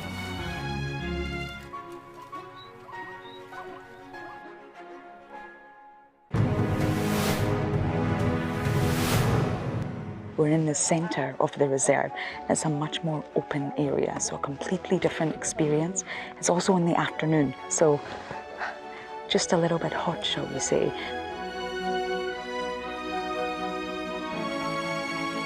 We're following some lion tracks, and then we found the scat of a lion cub. So we didn't see the lions, but we decided to leave the area. It was getting a bit too dense and a bit too thick. So we've come all the way down to the water hole to have a little break, and then we're going to keep walking and see what else we can find. And TJ himself actually reminded us at the start of the walk that when you're on the vehicle, it's all about observing. But when you're on a walk, it's all about immersing yourself in nature, being part of the ecosystem. And that's exactly what happened today.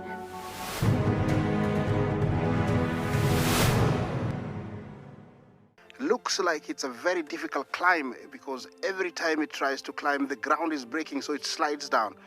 But it's the only one. Look at that. That is the call of desperation with the cub. It's like, what are you doing, mommy? Oops! Oof! Expect the unexpected here on WildEarth daily.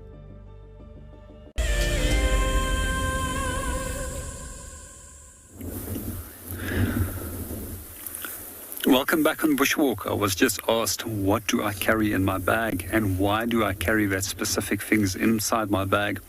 Well, we unpacked the whole bag and we're actually going to explain to you precisely what is going on inside my bag.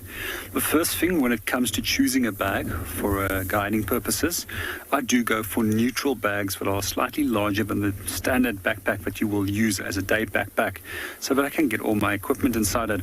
I also go for bags that are quite logically ordered, has a lot of different packing space inside them, and you can see how easy it is to organize yourself with a bag such as this. I also specifically go for bags with incredibly large bladders inside them, which can have up to 3 liters of water that you can carry with you. Water is incredibly important for us out here, and on a warm summer's day we on average roughly between 750 mils to a liter for every hour that we're out here to prevent dehydration from taking place. The next important part that comes inside my bag is a first aid kit, which slides into the inside.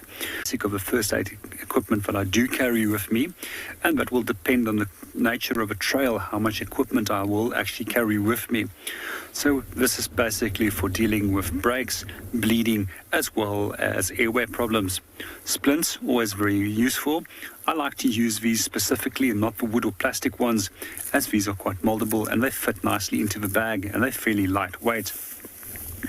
Some of the other stuff that we have over here is very important as a notebook, as well as a spare earpiece that you have for your mobile phone, so that you can actually talk with your hands free if you do need to speak to a medic or a doctor in case of emergency. One of my other important pieces of equipment right over here, Pocket Paramedic. I'm not sure if it's still in print, but this is a very, very useful book to have. One of the things I do like about it, it's got all the first aid numbers as well as emergency numbers on the front of the page, which is also something which is programmed into the spare phone that we have right over here. It's also important to have a map with you in your backpack if you need to start making plans on how to evacuate from an area. Spare radio, spare battery is also an incredibly important part of equipment that you need to pack with your first aid kit. Then, right on this side, also very important, tissues, toilet paper and hand sanitizer, which is one of the things that you often will need out there in the bush if you need to go to the loo. We do carry these little brown paper bags because we don't leave paper behind in the bush. One of the ways of dealing with it in the past was toilet paper was burnt, but this is not a great way. Feces should always be buried. Toilet paper should be put into those little brown bags or in one of these disposable Ziploc bags. These Ziploc bags are also very important should you use them for emergency if somebody has injured where a limb has been separated from the body, that you can put it inside there into another bag and then on ice, and hopefully the doctor will be able to reassemble that. Another important piece of equipment When it does start raining, electronics such as mobile phones and radios can be ruined, and therefore it's important to carry a dry weight bag. Also for your guests, that they can put their cameras inside there if they don't have something to protect their electronic equipment with. These Ziploc bags are also quite useful for that. I've often given them to guests to put mobile phones in as the rain will start. A spare cap is always very important. Quite often you will find that guests will forget a cap or a hat, and this is an essential piece of equipment to be with when you're out here in the bush. A rope, I don't often use this, but this has become very useful in the past. I also always keep a few spare cable ties in the back end of my bag, as you can fix anything from shoes up to backpacks with that. Then some of the other equipment that we do carry with us. An important piece of equipment is a torch, a headlamp, especially if you have to deal with that at night time. And then a torch for the hand to use. And then right over here, this is a whistle that you can contact people with if you need to get their attention, if they come looking for you and you can't get hold of them with a radio. So I advise whistles because you can actually you don't need to shout. And if you're shouting, you're actually creating a form of anxiety, which can lead to people in the group becoming more anxious. And this is carries better than shout your voice as well. And then lastly, your own medical equipment. For example, I'm very allergic to bees, so I always cover my kit with me, as well as I carry my medical details with me that can be used in a case of emergency that something happens to me. So to come back to Billy's question, good morning, Billy. Do I ever carry anti-venom? I am not a doctor, so therefore I'm not allowed to carry any form of medicine with me, and neither am I allowed to administer any form of medicine to guests. It's also quite a complex process when it comes to providing anti-venom, and it needs to be done with adrenaline and a number of other things. And it's best that a doctor will do that, or a paramedic that is well trained to do that. So to answer that question once again, no guide is allowed to provide any form of anti-venom or medication to anybody out there in the field. So that pretty much wraps up what's inside my bag. And then just one last very essential piece of equipment, because quite often I go guiding and you can never ever forget a bottle opener when it comes to needing to open a bottle of wine for your guest.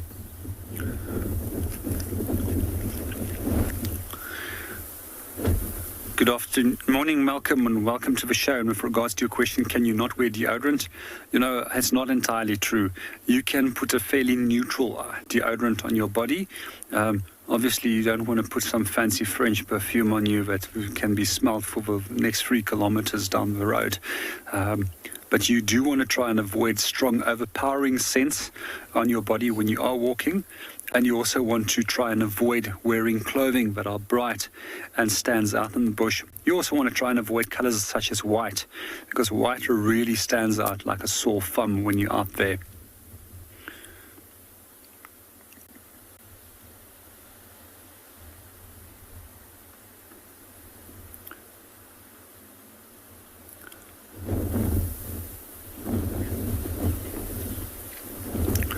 Well, I hope that feeds everybody's curiosity about what is in the backpack and what do I do and how to choose a specific backpack for walking. So let's go and see what Tristan is up to.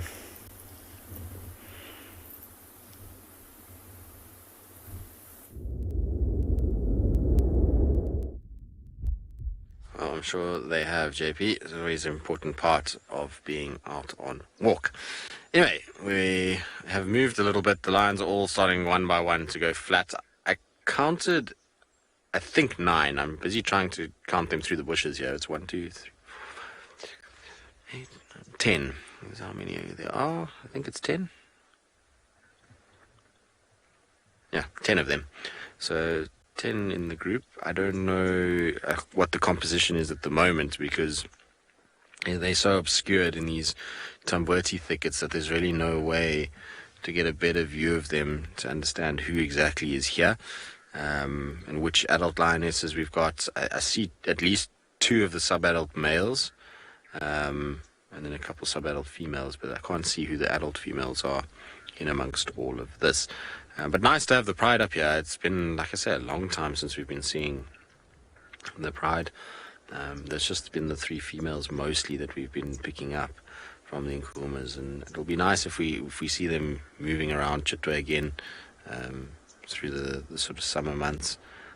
I'm intrigued to see what happens, because for them to stay up here is going to require the 2 evokers to come up north more often, and I don't think that that's really going to be the case. I'm pretty sure that their eye is on the Sand River, and going all the way down there and taking over that Londo's, Mala Mala, and kind of further south even from there.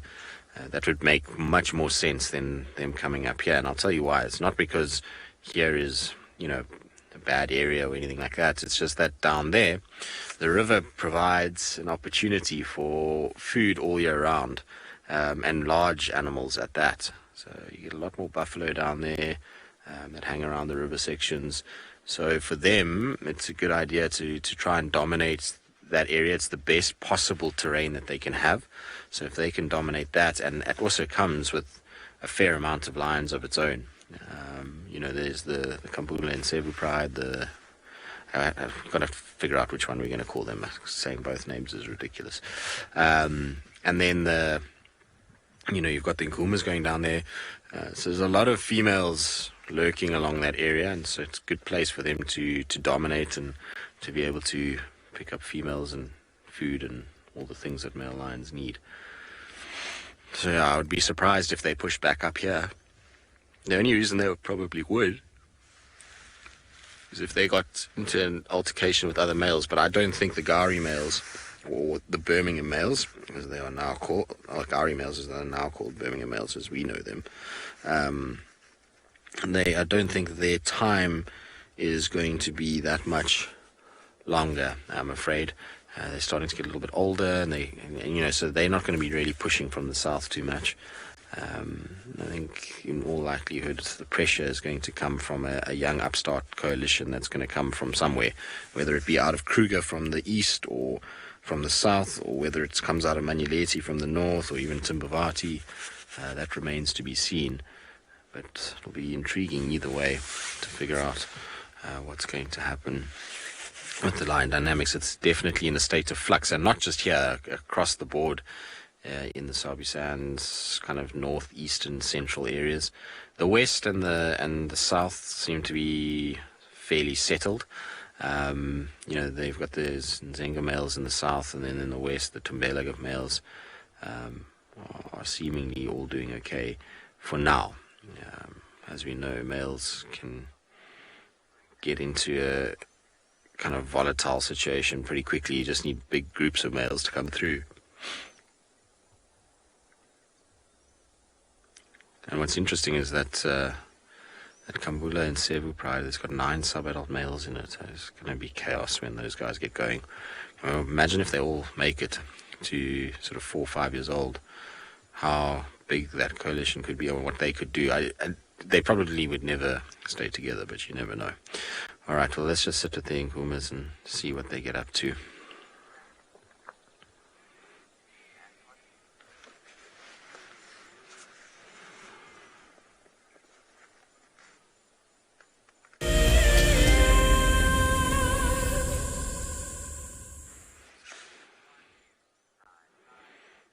It's a nice time just to sit and enjoy these guys and listen to the sounds of the bush as they rest.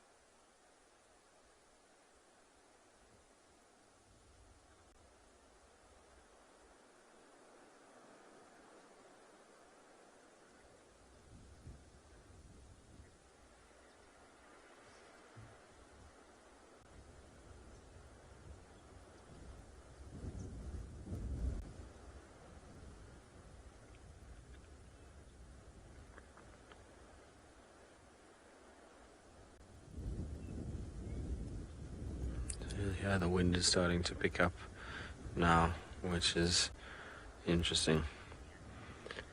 So these lions, I'm sure, are happy. They've got a cool day with a breeze.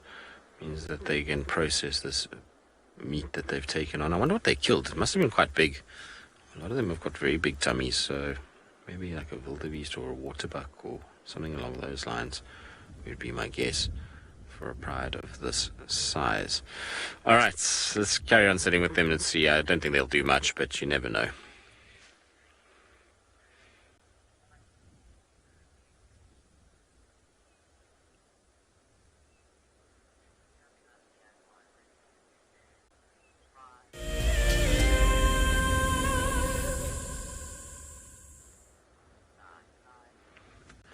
Djuma Pride is still sleeping. They're not going to, I don't think, going to do very much today, unless an opportunity presents itself, which in this cool weather they might take. But they're full-bellied. It's cool. There's really nothing that's going to drive them to get up and move right now. Marips has moved off, and they've lost him already inside Torchwood somewhere. So there's not really anything that's going to entice them right now to be fairly active. Instead, it's all going to be about just trying to process and digest the meat that's inside them.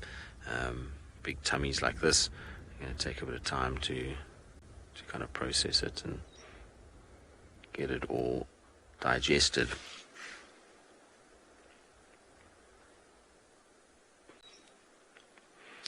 Must be one happy group of lions after the heat that we've had the last few days. It's going to be a lot more comfortable for them today, and especially given that they've eaten. Imagine how terrible it must be to have tummies like this on 37-degree weather. Can't be very pleasant at all. Now, as much as it's nice to see the Djuma Pride, I'm a little sad that they are where they are. It would be nice if they were on Djuma or something, but we just got Thandi and Marips onto Chitwa again, where we get good signal. And it would have been nice then to have them stick on Chitwa for a while, but with these guys coming here, he's going to go straight back to the Torchwood where the signal's not good, so we're not going to see much of Marips and Thandi again, which sucks. Anyway, leopard lover, have I ever seen lion and leopard cubs interact? Personally, no. There was footage of a lioness that had adopted a leopard cub, and it was in amongst her lion cubs. So I think it was in Tanzania. It might have been Kenya. I think Tanzania is right. So I've seen that footage, but no, personally I've never seen it. The odds of that is so ridiculously small that, I mean, that's something that you're not going to really witness. Most of the time lions will just kill a leopard cub. They're not going to even worry about it. In that situation, what could have happened is maybe she lost a cub and came across the den sites of a leopard and just thought, oh, this, kind of bonded to that cub and sort of tried to take it in as her own. So that could be possible as to why. But it's a weird thing. You must remember that when there's den sites, there's no way that a leopard and a lion are going to put their cubs next to one another. It's not going to be like, this is a cool den site, let's share an apartment. It's not going to happen. A leopard sees lions in the area, she's going to move her cubs and try and get them away because she knows the threat to them. So the likelihood of a lion cub and a leopard cub ever coming together without the adults is so infinitesimally small. It's not really even a statistic. I don't even think you could predict those odds. I mean, it would be a ridiculous percentage. So there's no ways, I would say, that you'd find cub and cub without any mothers. The distances would have to just be too close, and the likelihood of that is just that, it's either going to be that the lion has kind of come in with the cub and the leopard has really not been paying attention. But I really don't see it happening in a wild situation, because at the end of the day, they are competition for one another, and we know the reaction from lions to leopards.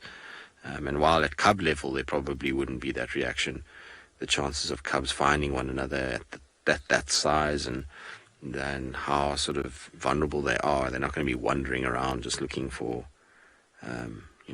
friends to play with. But these lions are out for the count at the moment. They are all very, very, very sleepy. There's only one that's got its head up. It's still grooming itself.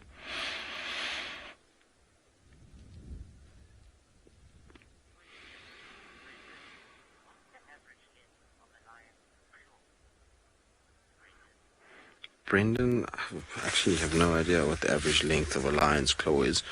I imagine it depends on the age of the lion, whether it's a cub or a adult.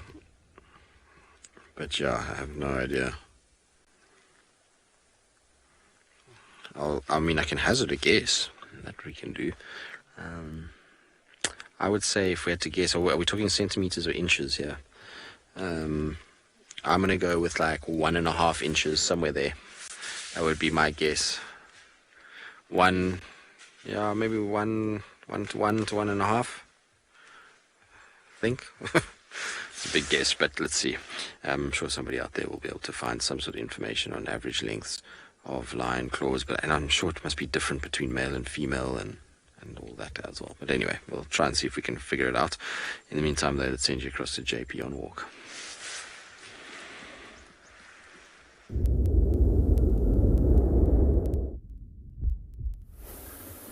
Welcome back on Bushwalk. We just found a small little snake. I haven't really had a good look at it, but it looks like if it can be one of the small little cobras, it's most likely a small little Mozambique spitting cobra. Well, it's quite tricky sometimes to separate them at this size from a very similar looking snouted cobra. And one of the ways that you can actually separate them is by looking at the underpart of the throat. As the underpart of the throat underneath the head of a Mozambique spitting cobra has got an almost salmon-like color to it, which you won't find with snouted cobra. I haven't really been able to get too close to look at the head shape, because head shape is also indicative between the two species. A snouted cobra has a very prominent snout. It's now disappeared into the vegetation, and it's probably been basking here in the early morning sun after it's been fairly cold this morning, so it could just heat up its body a little bit and then move off and start hunting. I also didn't want to get too close to it, and that's one of the reasons why I couldn't have a good look at it, because quite often what I do find with Mozambique spitting cobras is when they're young, they can be very unpredictable, and they very quickly raise their hood and they start spitting at you. So a few days ago, when we were at our friend's house, we were asked to come and remove one from his property. I quickly grabbed the grab stick as well as my hook stick and a big bucket to put him inside. So you do need to have some skill to be able to remove them, and you do need to practice every now and then how to remove them as well. But you're also kind towards a snake and don't hurt him in the process of picking him up with the grab sticks. And one of the first things that he tried to do was spit at us, and that's why we don't approach them so easily. One of the things that I always do with snakes when I do approach or remove them from buildings is that I actually will put sunglasses on or protective goggles so that they can't spit you in the face, which is typical of Mozambique spitting cobra. They also tend to be snakes that quite easily want to bite, especially if they are found inside a house. Quite often they go in between beds or underneath bedding or cushions, and when you push against them, they very rapidly will then bite. Snouted cobra, on the other hand, way more relaxed in terms of its temperament. If it raises, shows a hood, and it hasn't spat on you by then, it's normally a snouted cobra, which is one of the standard jokes in the industry, how you separate a snouted cobra from a Mozambique spitting cobra. One of the things that we'll notice why they often raise their hood is that they can actually increase the surface area so that it becomes more effective for them to actually raise their body temperature. But you can also raise your hood to make yourself look larger and more intimidating as a snake so that you can push off a potential threat that wants to come and bother you.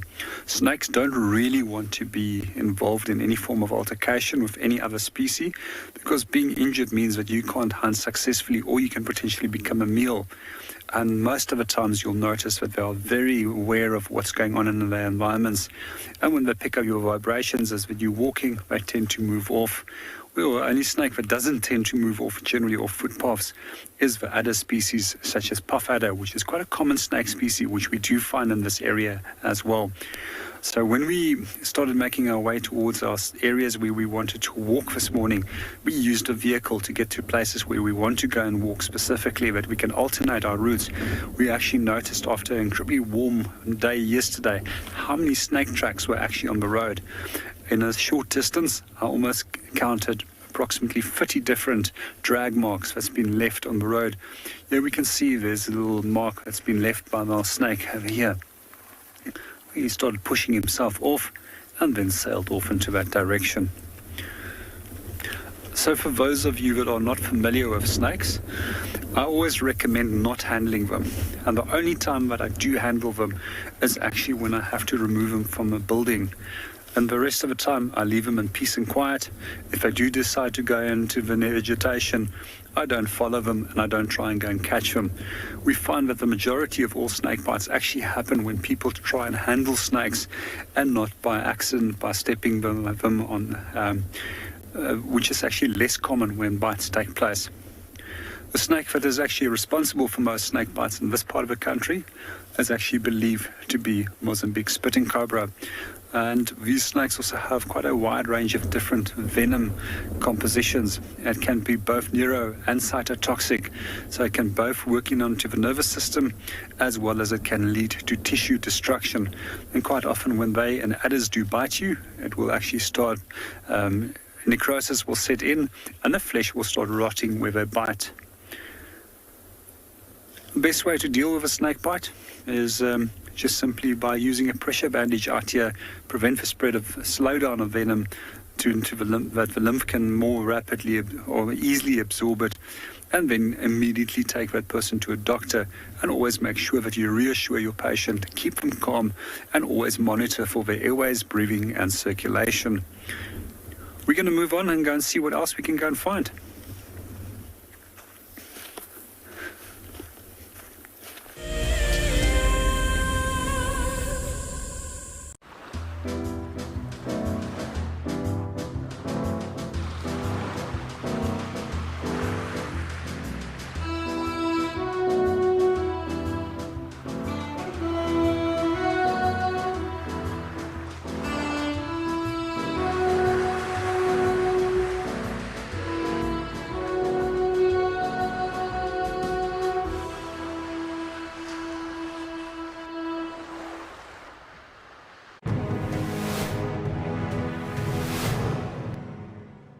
We had a very exciting start to our morning this morning. Today, it's our guided sunrise safari with Mike, and we started by looking at the moon through a telescope, which was incredible. It's been a very different drive from all the other ones, very interactive. Your pigeal gland is something the hoopoes have in common. Hi.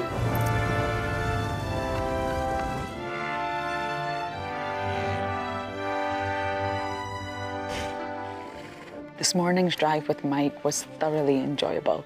He really engaged us, but we also did some birding, and I managed to add a few new birds onto my list. Overall, every single experience with all the competitors has been really incredible, but it's up to the judges now.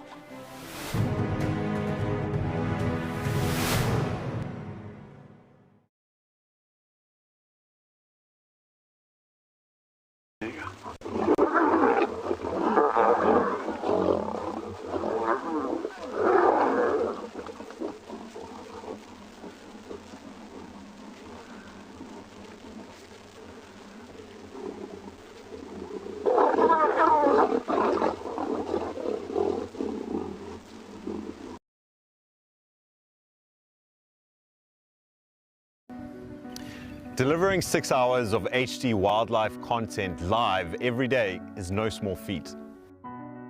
It's a massive team effort, and we all rely on one another.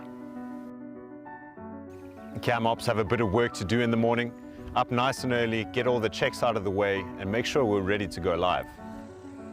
Helping others fall in love with nature brings meaning to what I do. It's also a lot of fun.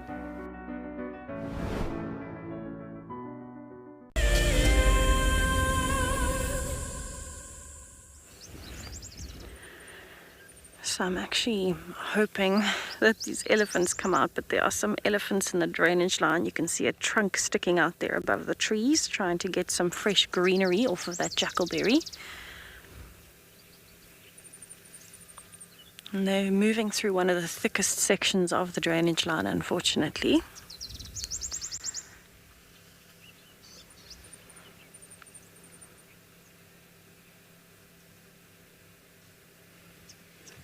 But definitely looking for some fresh greenery along the river where the sand holds a little bit more water. It seems that both of the large females have decided on the same jackalberry tree. You'll just see a trunk coming up every now and then on the left there as well.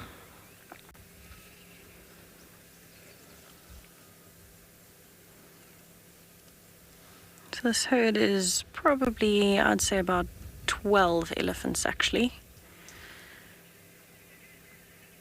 And this shows you how well elephants can actually hide, as much as they're the biggest animal here. If you didn't know that there were elephants there, if you hadn't seen them crossing, you really wouldn't know that they were actually in this little section of the river. It's very quiet in between the feeding. There's just normal bird calls. So unless you saw those branches moving as the elephant is reaching there and pulling them down like that, or unless you heard them feeding, you actually wouldn't know. Unfortunately, it doesn't look like they're going to come out anytime soon, so I think I might actually just have to carry on and see if I can find a view from somewhere else. But it's very nice to know that they are here. I was wanting to look for some elephants this morning, so I'm happy that they are in the area. This is good news. It just means I have to try and find a spot where I can see them again. The good news for elephants on a day like today is, as much as they are water dependent, it's not going to get so hot that they're going to have to drink multiple times. They could probably drink once or twice today and be absolutely fine.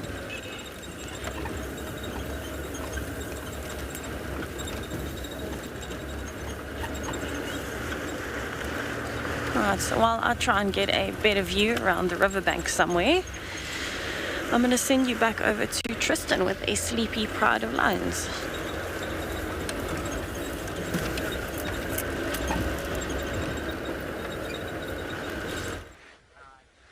We're still with our pride. They haven't done very much at all. In fact, there's not even a single one that's got its head up at the moment, which is not ideal. It would have been nice if they were still a little bit active, or at least just grooming each other.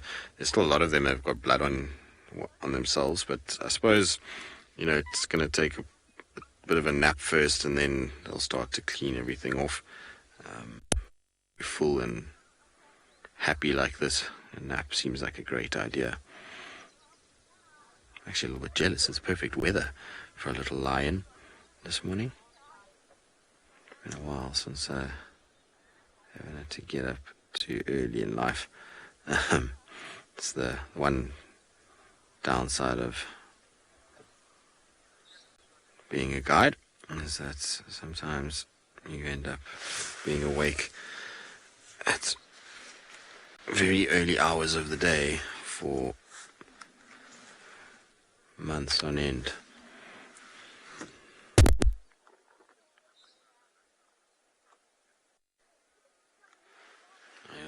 I might hear a vehicle in the background. It's just you see guests that are in the sighting, and sometimes the lions get a little interested in it and want to know what it is and look around and check.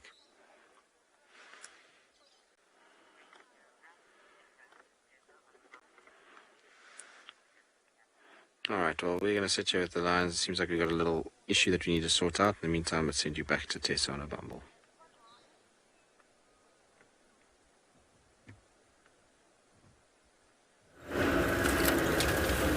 So I'm just a little bit further north up the drainage line. Unfortunately, the area where the elephants are is very, very thick. So I actually can't get another view of them right now, but I'm going to carry on further up the drainage line. There's an elephant. I'm just further north now, and I'm going to keep heading north. Lots and lots of elephants today.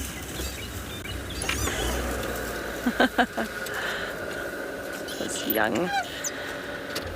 young one is busy feeding, it seems, on all the bush willows around here that are actually still quite dry. So this might very well be part of the same herd, just maybe 100 or 200 meters further north. Maybe they just slightly split up through the drainage line looking for food.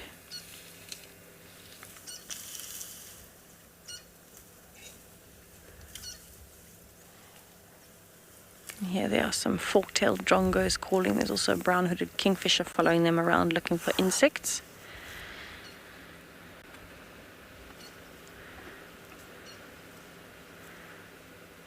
Very interesting that this one is feeding higher up on the crest, where it's still very dry compared to the rest of the herd that's kind of on the edge of the drainage line where it's nice and green. But this looks like it might be a few young ones that are together.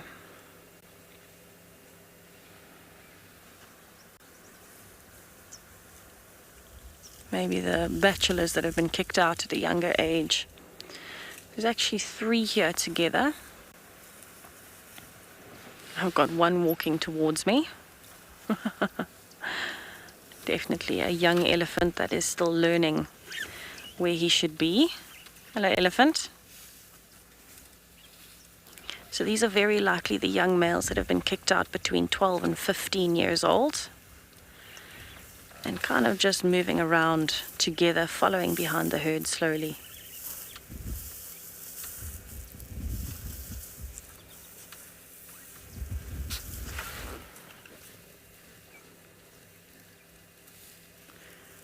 This one looks to be the older of the 3 young bulls that are together.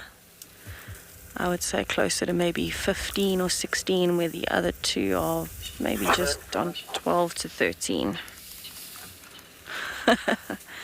Very close view of an elephant. And one coming through on the right. So it seems like they are definitely following behind the herd. I'm going to have to move a little to keep showing you where the elephants are going. They are definitely headed towards that herd.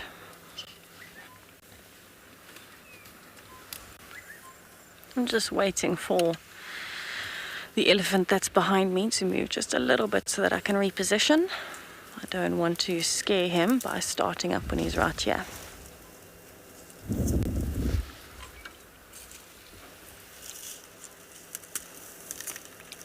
There's even lilac-breasted rollers following them around.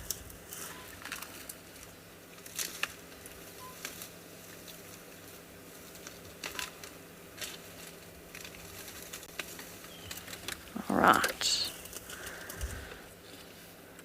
Let me reposition.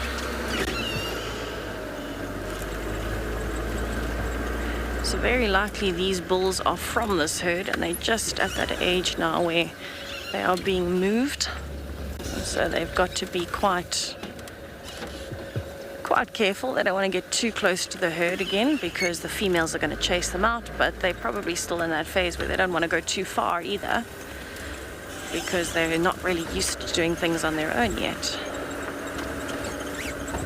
Let's see if we can get that one.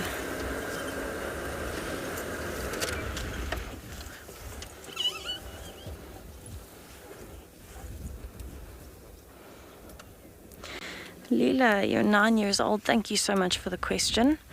So what happens when different elephant herds meet that aren't part of the same initial maternal herd? So if they were from the same herd initially, then when they meet up, they might greet each other, and then they might carry on and move, split up again when they need to. If it's herds that are not related, so 3 completely separate herds that maybe meet up, for example, at a watering hole, there will be a little bit of greeting and commotion. They will probably try and figure out who the matriarchs are. They'll figure it out very quickly.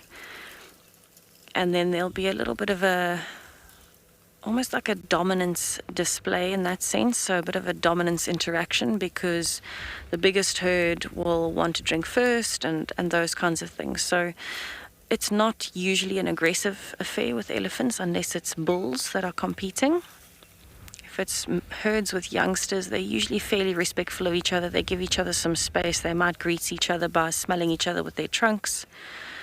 And they often put the trunk towards each other's mouths as well. They might sniff each other's urine or feces. There'll be a bit of an interaction, and then you'll find that they split again. So it's not like, lion prides, for example, that might meet and fight, because elephants aren't strictly territorial. They're actually quite nomadic. They'll move wherever there is food and water available. You can see there's a fork-tailed drongo just flitting around following that young bull. Seems like they are moving off into the thickets as well, following the herd, which I'm not surprised by at all. I do find it a little bit interesting, though, that while they are here, they're feeding majority on the crest as opposed to in the drainage line, where there's better nutrition and greenery. Although they seem to have found the one green bush in this area. You can see how well they are hiding. I'm actually going to leave these young bulls. They can carry on towards the rest of the herd, following at a distance, and carry on up the drainage line to see what else I can find.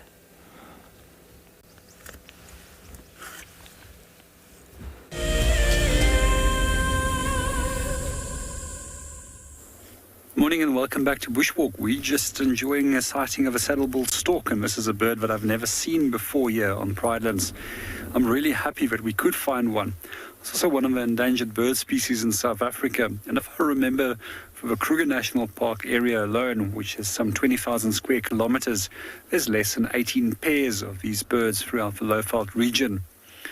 Let's see what he is going to get up to. So one of the reasons why it's called a saddle-billed stork is because of the saddle that's right on top of the bill. It's a fairly large stork, which is quite easily to identify, as it's got black and white plumage and then the distinct red and black bands on the bill. So when it comes to identifying males from females, we always say it's a female that wears a ring, and she's got a golden yellow ring around the eye, while the male will have little wattles underneath the bill.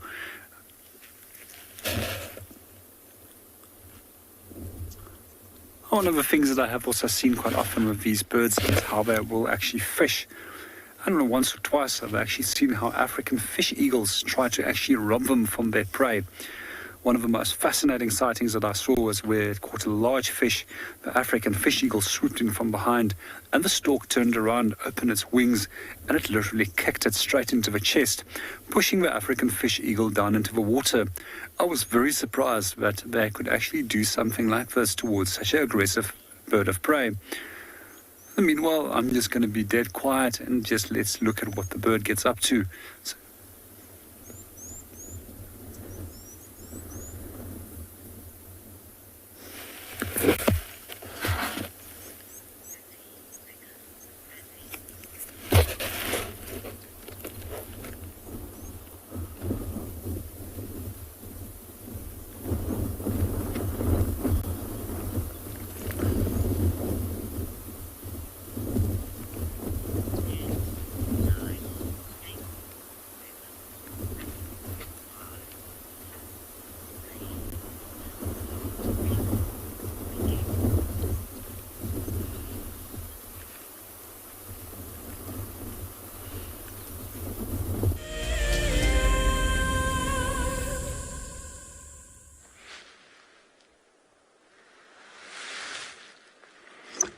Right, so we're still with the Inkuhumas at the moment. We just repositioned slightly just to try to get ourselves a slightly better view of them. It's tricky where they're lying. They're just lying in amongst the tamboti, so it's never easy when they're sitting in a place like this. It always makes life a lot more challenging because these are all trees that you can't drive over. Tambotis are protected, and that means that you cannot drive anywhere over them. When they're in it, it makes it a lot harder. So yeah, we've managed to at least get into a little gap here. We've got some of them lying quite close to us. The rest are still fairly obscured.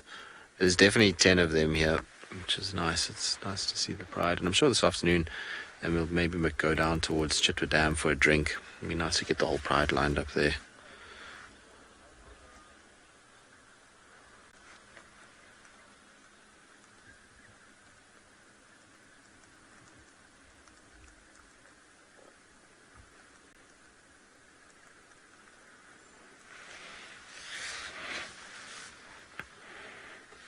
I'll notice every now and then they pop their heads up.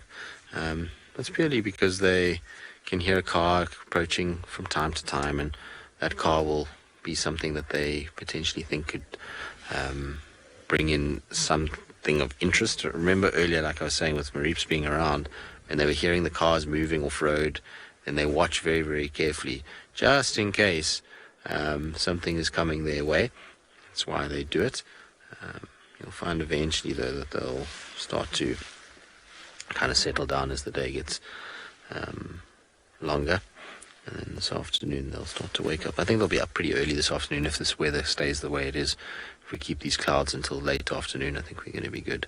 But you can see some of them have got their paws up on trees. Just lounging about like only lions can. They have this ability to try and find comfort in the weirdest of places when they're sleeping with full bellies. And often if they're lying in a place like this where there's trees, they'll put their paws up against the trees and just kind of use those as almost balancing poles for themselves.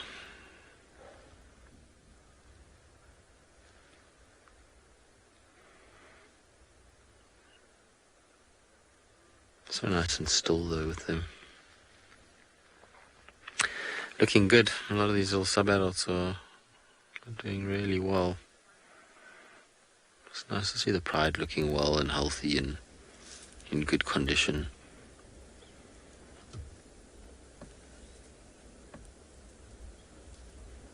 I wonder if also that the reason why they're pushing up here now is because these sub-adults are getting a little older, and so it's not as important to be within the male's territories.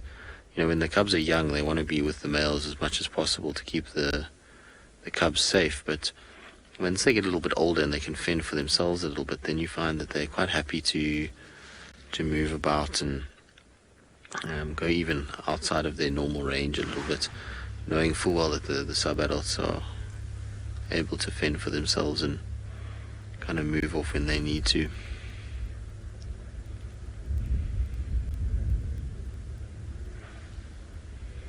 I'd love to know which adults are here. So the adults within this pride is the ones that we know quite well. So you've got the purple-eyed lioness of this pride, so not to be confused with the one of the Talamati pride. And then you've got amber eyes, ridge nose, and Chela that are in this group. And so I don't know which of those are with them or if all of them are here. Like I said, it's difficult to see all the lions that are in the thicket itself. There's one adult lioness that's lying close to us here, so she's not the two that are closest, but the one that's got her head up behind that. She's one of the adults, but I can't see who it is. She hasn't turned her face towards us, and so until such time as she does that, it's going to be impossible to know which lioness it is. Don't know them that well that we can identify them from their rumps, and unlike leopards who have spot patterns on the rumps and shoulders, lions are a little bit more tricky when it comes to that. What is cool is that a number of the sub-adults have taken on the amber-eyed look. So the one that's lying closest to us here, she's got beautiful little amber eyes. Always enjoy when we get lions with those colours eyes. Black widow spider, you're asking what would happen if dark mane came across the Nkuhumas. It'd be an interesting thing. I suspect that the females would be sort of quite aggressive towards him if they were trying to defend the sub-adults, or they would see him and just try and run, turn and run. I think it would depend on how far he is, or what is his intentions. But if he got too close to the sub-adults, I suspect the females would run interference. and whether that be of aggressive nature or a flirting nature would remain to be seen. But I don't think they'd be happy to see him, though. I'm pretty sure they would be actually very unhappy to know that he's around.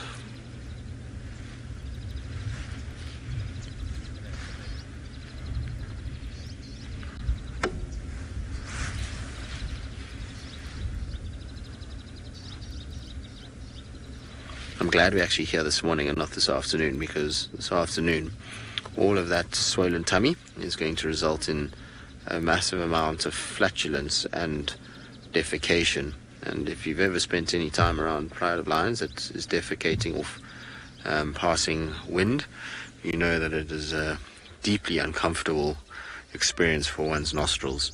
And so I'm glad that now they're still processing, and so that stuff won't be coming out yet. I think Tessa might be in for a treat this afternoon. I'm sure she'll want to come to the Pride this afternoon. So it's never that much fun when they are doing those kinds of things. They just look uncomfortable, don't they, when their tummies are so big. Alrighty, we'll probably leave these guys fairly shortly. Go and just scratch around. You never know, maybe something else is lurking. In the meantime, though, you guys can take a look at what will be happening next year in terms of being able to actually join us on safaris as guides and with WildEarth.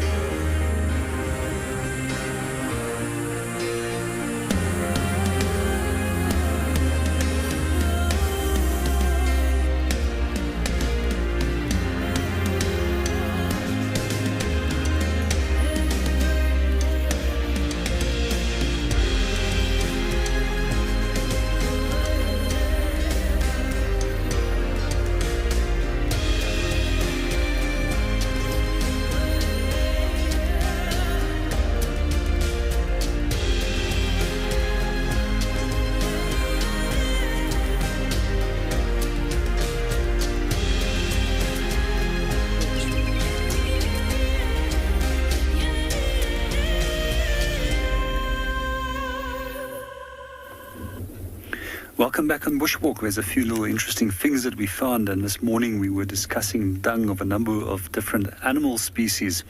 And what we have over here is the dung of a scrub hare, which is one of the two hare species which we have in southern Africa. Two different species, Cape hare as well as scrub hare. Scrub hare is a common one that we have over here, and then Cape slightly comes forth in the northern parts of Kruger National Park, and is more common also to the western half and southwards in South Africa. So slightly larger in size, depending on the specific area or locality where it does occur. We normally find that we can separate these two species by an ochre band that's on the side of the waist.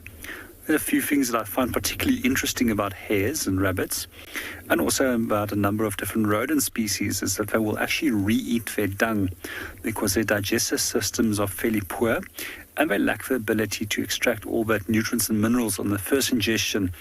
So therefore they produce two different types of dung, which is known as day feces as well as night feces. Night feces is what we see right over here. It just gets randomly deposited anywhere, and it doesn't get re-eaten. Day feces, that on the other hand, will be eaten again.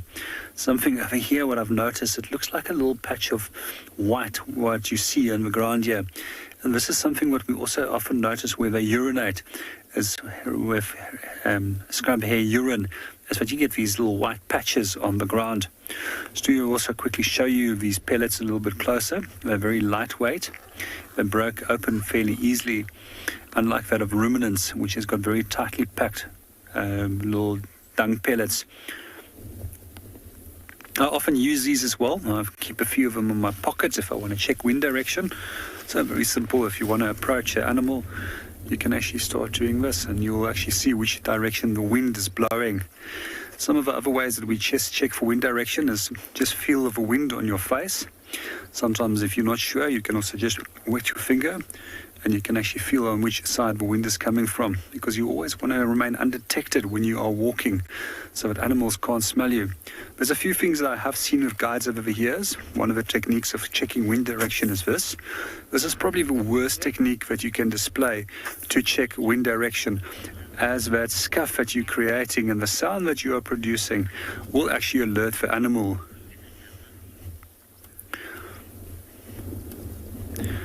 Sorry, welcome back to the show, leopard lovers. Sorry, I did not copy that question. If you guys don't mind just to repeat the question, and then I will try and answer that.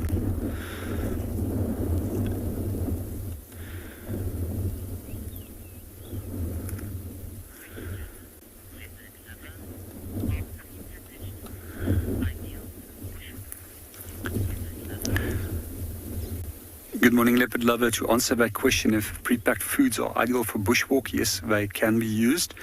It depends how long the walk is. If we're going to do an overnight trail, you always want to try and pack as light as possible.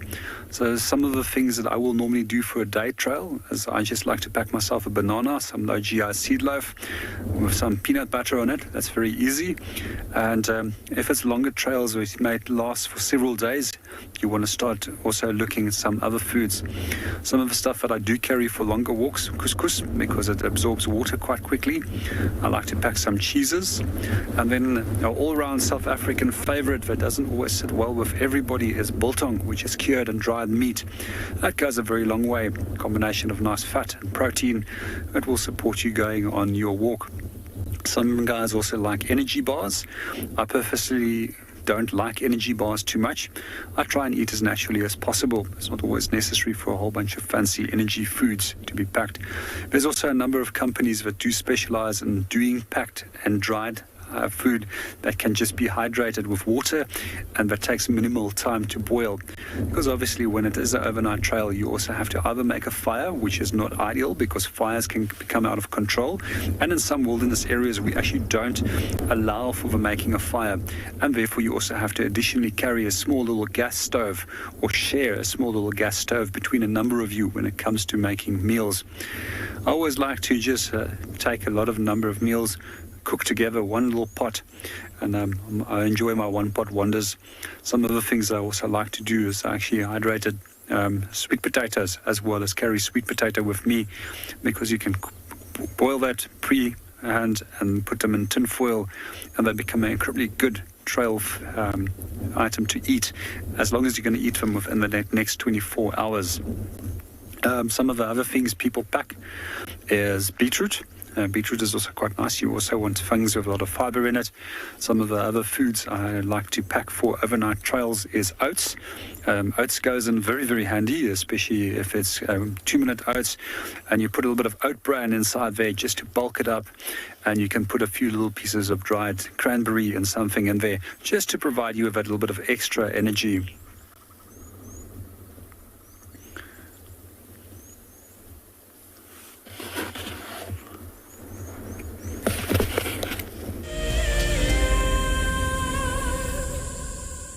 I have a degree in environmental planning and development. My passion is outdoor classrooms. We are not only grooming the environmentalists of tomorrow, but tomorrow's leaders as well. My long-term goal is for the people of South Africa to learn how to live sustainably, to be able to look after themselves and the environment. So I hope that through environmental education, we are able to get that message to the future generation of South Africa, so that they start now and can continue that good practice in the future. Environmental education is critical so that people can live sustainably in the future. That is my long-term goal.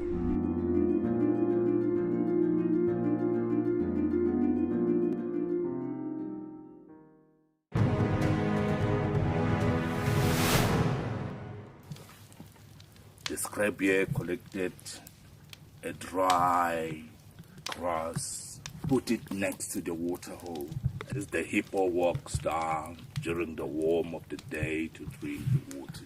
When the hippo arrives, he saw quite a very nice grass, an area not to resist to rest. And when the hippo went down to drink the water, and when he finished the water, he just lied down on the grass. And then, that was the opportunity of the scrappy. You know what? Today is my day to pay the revenge.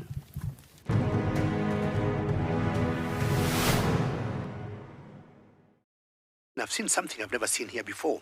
Look at these cubs. One is crossing the river. It's being washed away, unfortunately, but I'm sure the mother is going to save her. Look at that. How beautiful. Look at that. One crossing, two to go.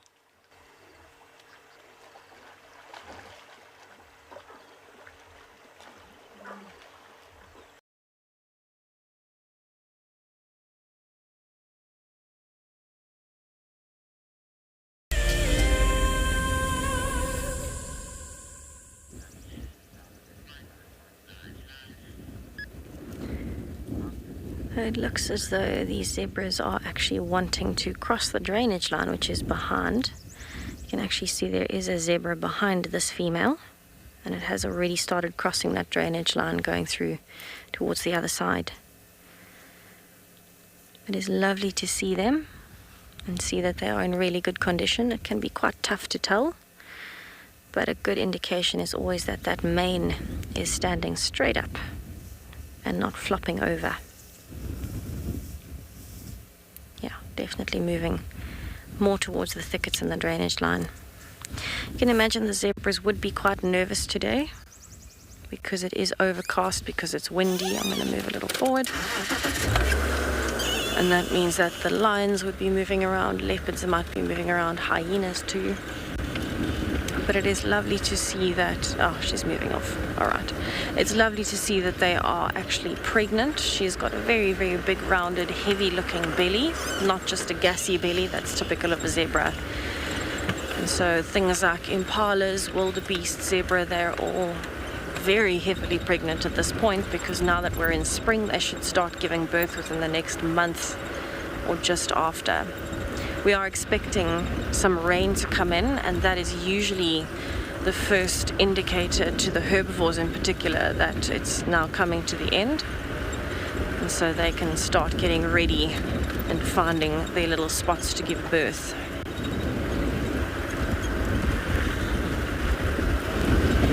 I'm not surprised to see the zebras hiding in the drainage line a little bit. It's nice and thick, which shelters them from the wind. But at the same time, some nice fresh greenery to feed on. Right, so while I carry on towards WildEarth Dam just to check around that area, I'm going to send you over to Tristan, who's having some luck with cats this morning.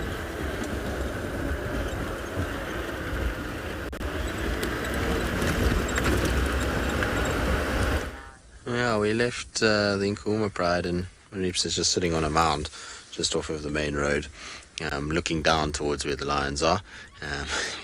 Tell him immediately with his big fluffy ears. He always kind of looks so dopey as well in the mornings, as though he's still half asleep, and he's had a busy morning. Dealing with 10 lions is never a fun time.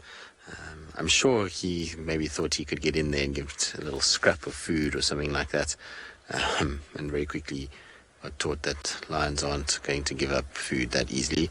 It's not like a hyena that he can bully and try and sort of chase around. So he's moved off a little bit, but he's just watching them from here. I think he can probably even see them from where we are. It's not that far away, just sitting and staring in that direction. There's also a herd of impalas between him and the lions as well. It's a tough spot to be if you're impalas, leopard on one side and pride lions on the other. Not ideal, but nice to see him. Nice that he's also hanging around very close still to Chitwa. Like I was saying, it's unfortunate if he goes north, we struggle a lot with being able to get him on camera. We find him, but we can very seldom get the signal right. But if he comes to Chitwa, then obviously we have good signal here around the dam. So I always like when he comes southwards. It gives us a lot more time with him. Even though it's slightly busier on Chitwa than it is this side, It just gives us a little bit more time to actually follow him around and see what he gets up to.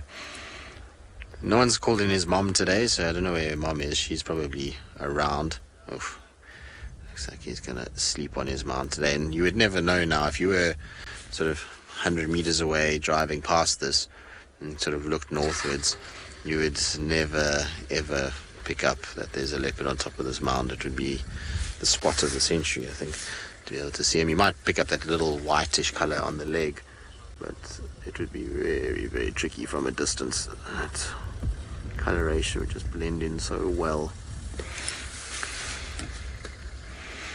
There's always a place that I look for him is on mounds. He's a cat that likes to sit on mounds, much like his mom. In that regard, she's also a mound cat. Far more mound cats than tree cats, these guys. They love being in elevated spots, but trees aren't as comfortable as a mound like this, and also don't camouflage nearly as well. You know, they can go quite unnoticed on mounds. Can leopards, especially a grassy one like this, just get on top and just sit low down, and the grass will cover him over and make it difficult to see.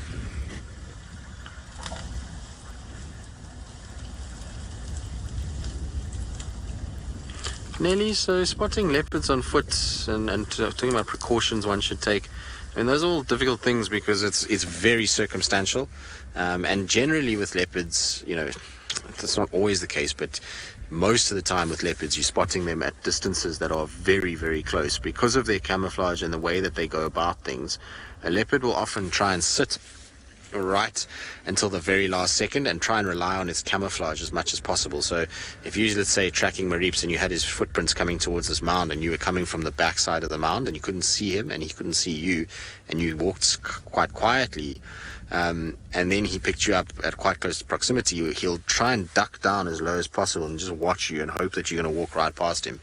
And if you spot him, then, you know, obviously that's where the danger element comes in with a leopard, is most leopards will just hide and wait for you to go past and won't do anything.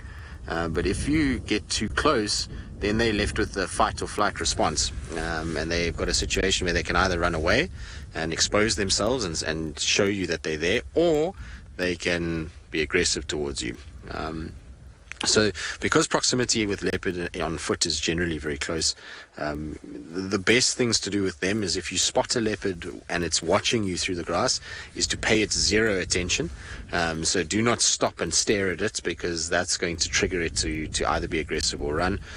So if you see a leopard out the corner of your eye, or you see it in front of you, just walk as though you haven't seen it, kind of pretend that it's not even there, and it will, most times, 9 times out of 10, will just lie flat and just watch you kind of go past, and then will pop its head up once you've left and look where you've gone.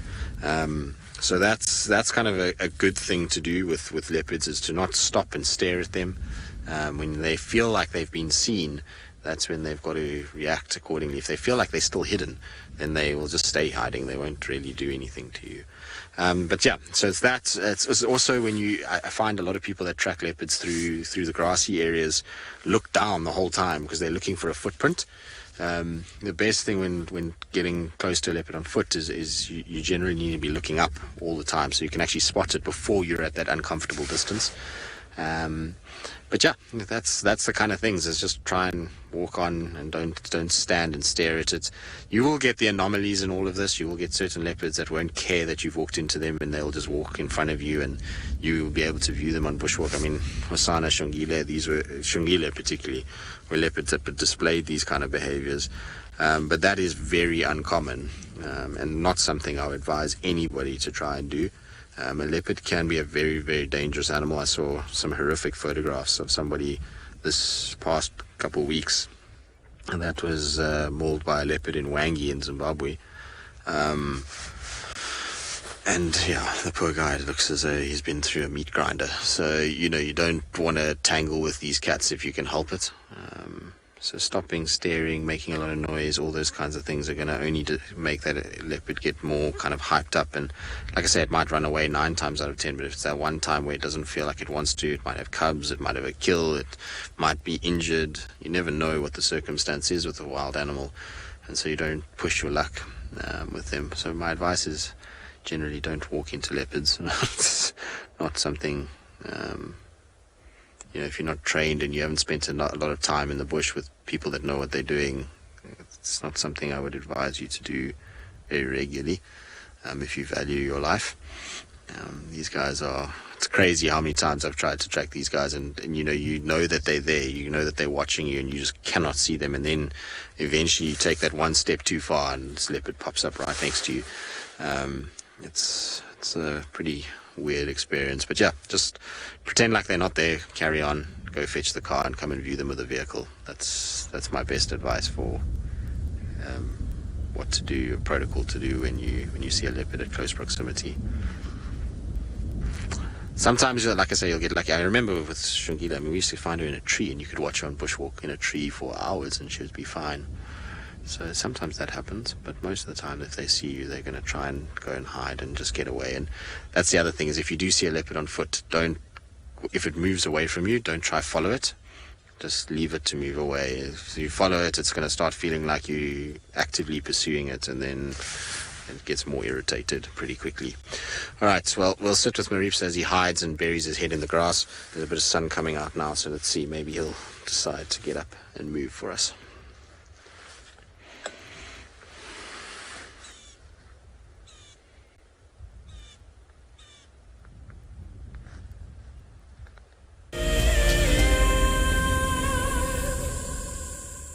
Welcome back on Bushwalk.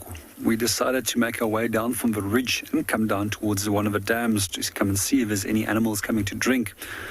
We've actually found a number of birds that we haven't seen here before. One of them was a saddle-billed stork, which has now disappeared, and the second is a Hadida ibis. Although Hadida ibis is an incredibly common bird throughout southern Africa, I've not seen them at this specific dam. What I do find quite fascinating about hadidas is that they've actually undergone a range expansion throughout South Africa, and they were only found in the wetter eastern halves of South Africa many years ago.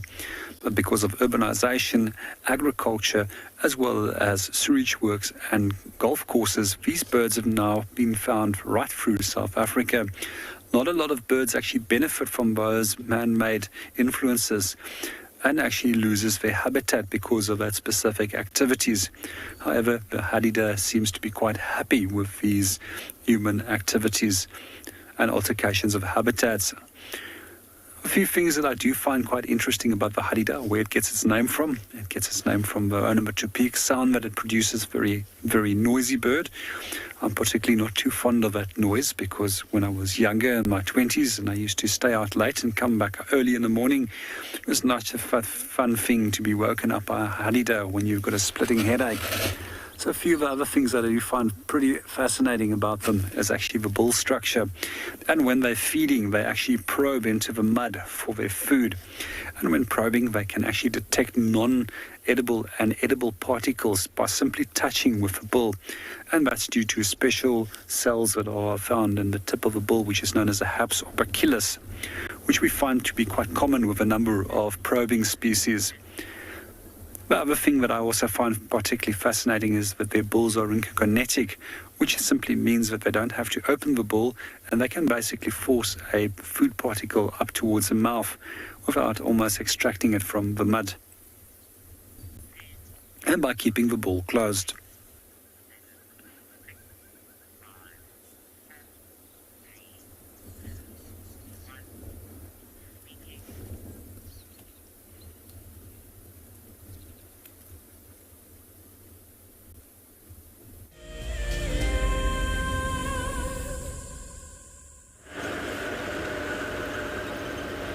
So I am up on Quarantine, the beautiful big open areas right in the middle of Djuma. I'm actually looking for some of the smaller things up here. A lot of dwarf mongooses that are around, steenbok, those kinds of things, just to see what they're up to this morning. Because it is nice and cool, they'll be quite active. So I'm just taking a nice slow drive, having a look, see if there are any dwarf mongooses around. I've seen some flitting movements here and there, but it's mostly been things like fork-tailed drongos flying very low to the ground.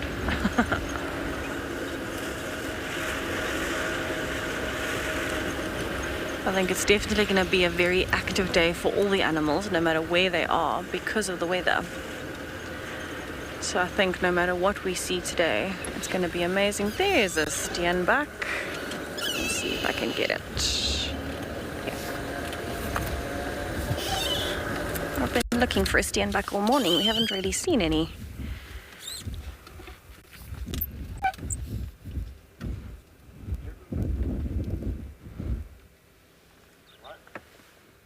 Beautiful young male. You can see his horns are big. They're not massive though, so I wouldn't say he's very old. Nice young strapping steenbok male. And just kind of moving along, feeding. Very interested to see where his partner is. I'm sure she won't be too far away. They can probably see each other at all times.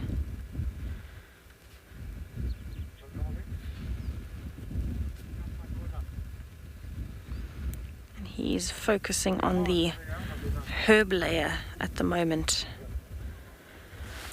moving himself around. You move a little bit backwards so you can see him in the open again.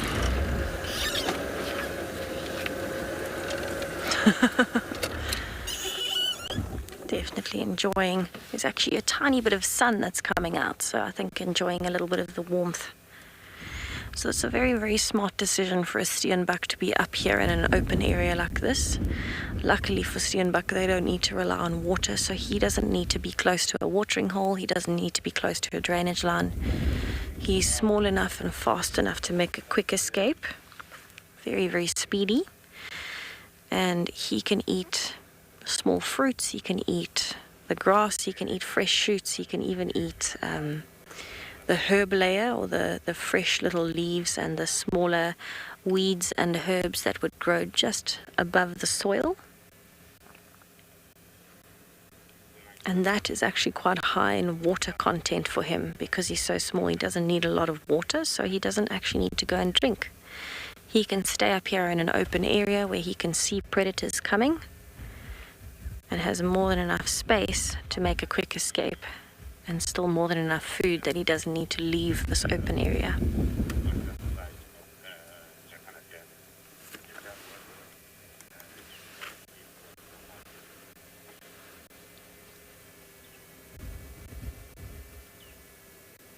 So I can't actually see the female. She's probably just off to the side somewhere in a little thicket or moving around.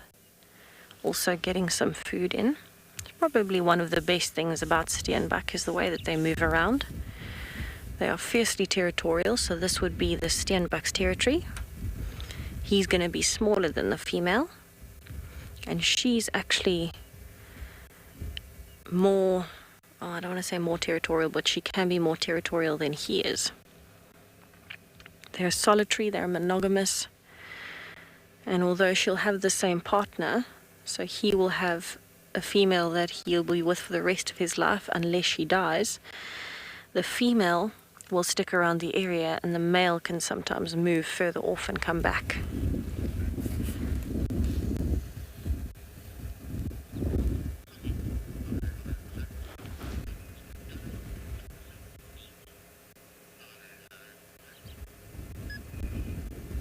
It is an absolutely adorable antelope species. I really do appreciate a little steenbok. Very, very beautiful, very petite. One of the smaller species that you would find here, having a good scratch.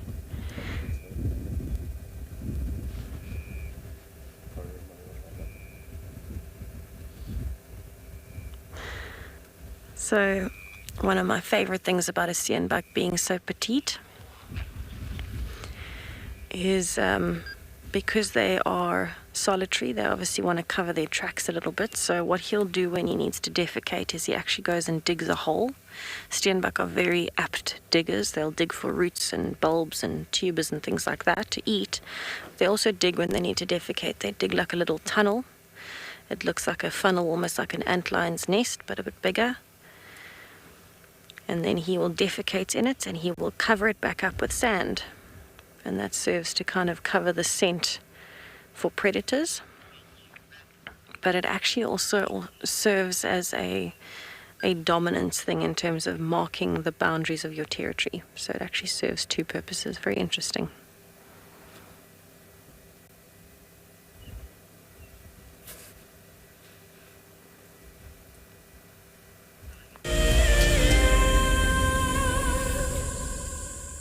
Here we are.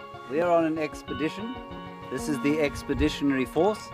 Behind me, we have seen Tlalamba. We are very excited.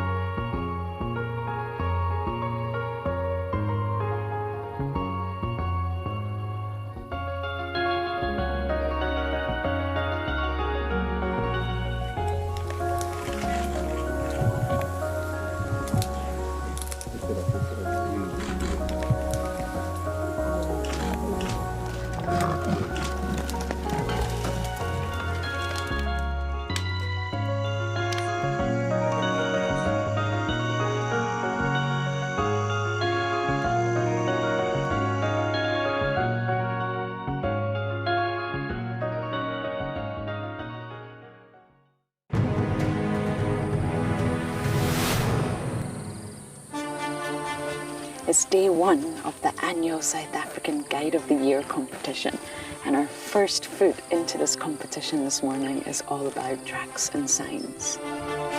We're going to call you in one at a time. Just look at it, the information will be there. Our 5 guides have been tasked by the judges at figuring out who is what is who, and where they go in the bush. Either Franklin or guinea fowl, but because of the volume of other deposits in the area, we went with guinea fowl.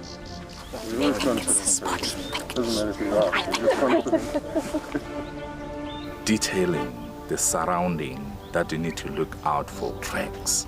The details is very important.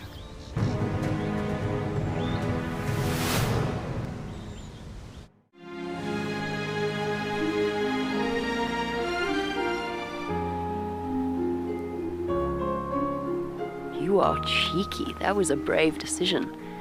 Amber Eyes is... Oh. That is so magic.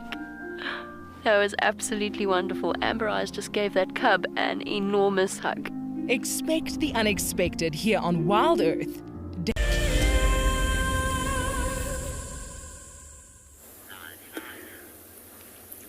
Welcome back on Bushwalk. We still with our Hadida ibis, and we just explained how they've undergone a range expansion, and we also find them quite often in urban environments. One of the other things that I particularly find interesting is that they're also quite often responsible for affecting dogs in a negative manner. And how this happens is that they often will feed on tiny little dung beetles, and these tiny little dung beetles have a habit of feeding on the eggs of a certain species of worm. And then the dung beetle becomes the intermediate host for the specific species of worm. Once the Hadida eats these little dung beetles, they obviously defecate out the remains, and the eggs of that dung then is also defecated out. And we find quite often in urban environments, dogs can be quite strange when it comes to their feeding choices and eating choices, and they love rolling as well as eating dung. And it's by eating the dung of these Hadidas that they actually extract these eggs. And these eggs can then make them incredibly ill once those worms start moving into different parts of the organs. And then some of the things that can happen is that they can lose appetite, they can get sick in terms of vomiting quite often.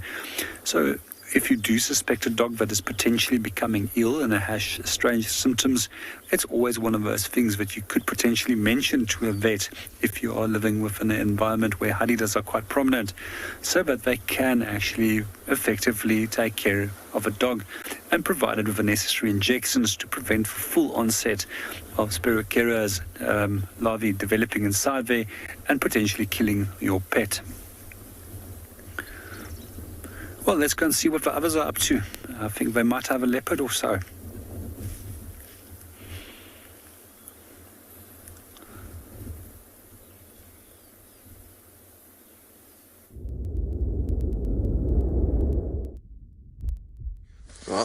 Marips has just come off his mound. Right, the second he's been posing beautifully for us, and now has decided he wants to go for a walk.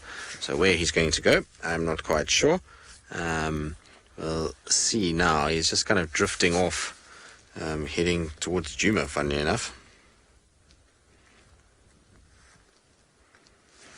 I'm quite keen to see which way he goes, or if he sort of starts to turn back. Hello, boy. Look at that little tail twitching. The good news is that he's heading away from the lions and closer towards where, well, I mean, further away from them and kind of closer towards where we last saw his mom. So that's good behavior from Marips. It'd be so nice if he came to, imagine if he came to Twin Dams and just sat at Twin Dams for a few days. That'd be cool. Nice to have him on Djuma.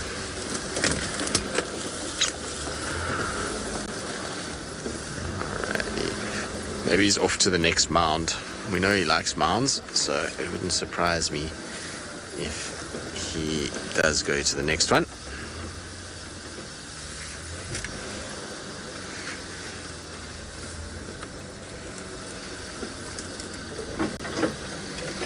There's a big mound coming up now that seems like a good place for him.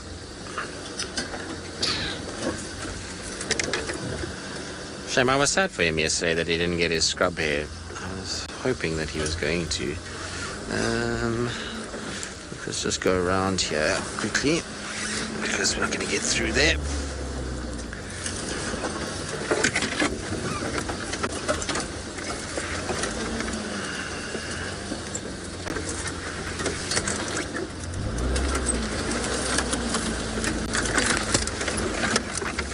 Beverly, no, he's not independent. Tandy is still very much with him at times, and they are seen together. So yeah, not independent yet. Yeah, I think he'll get there, but not just yet. Are you going to come sit on the mound for us? Let's see. Looks like he's going to come up onto the mound.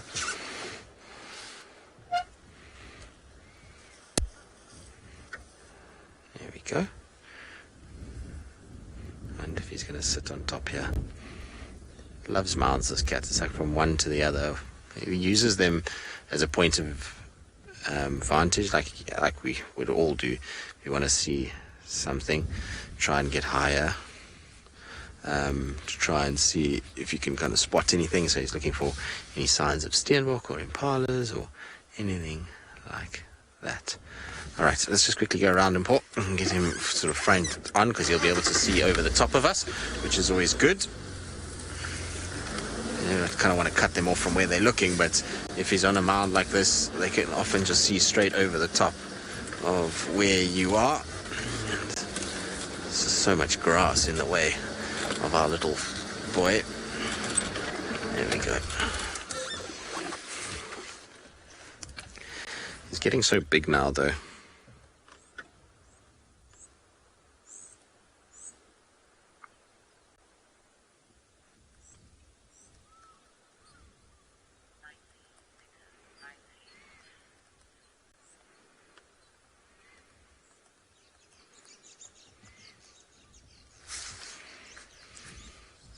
Isn't that cool?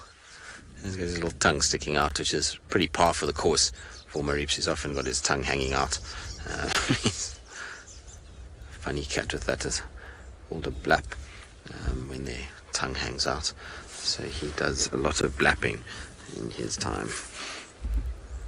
What an epic way, though, to finish off our morning. So nice to see him. Any time we get with him is always a treat. And to have had him the last couple of drives has been quite nice. I'm sure he'll be around this afternoon. It's going to take a bit of work to find him, because I'm pretty sure he's not going to sit still for 5 minutes like he normally doesn't, but I'm sure he'll be around. So between the lions over there and him this side, I'm sure we'll eventually find him and be able to have a good afternoon. So if you are thinking about tuning in this afternoon, I suggest that you do. I suspect that we'll be able to find some good stuff. All right, so this is that time, though, where we're all going to head home. Hopefully you've had a good morning with all of us. It's always a treat when we get lions and leopards and ellies. So I hope you all have a good day further, and we'll see you this afternoon on our sunset safari.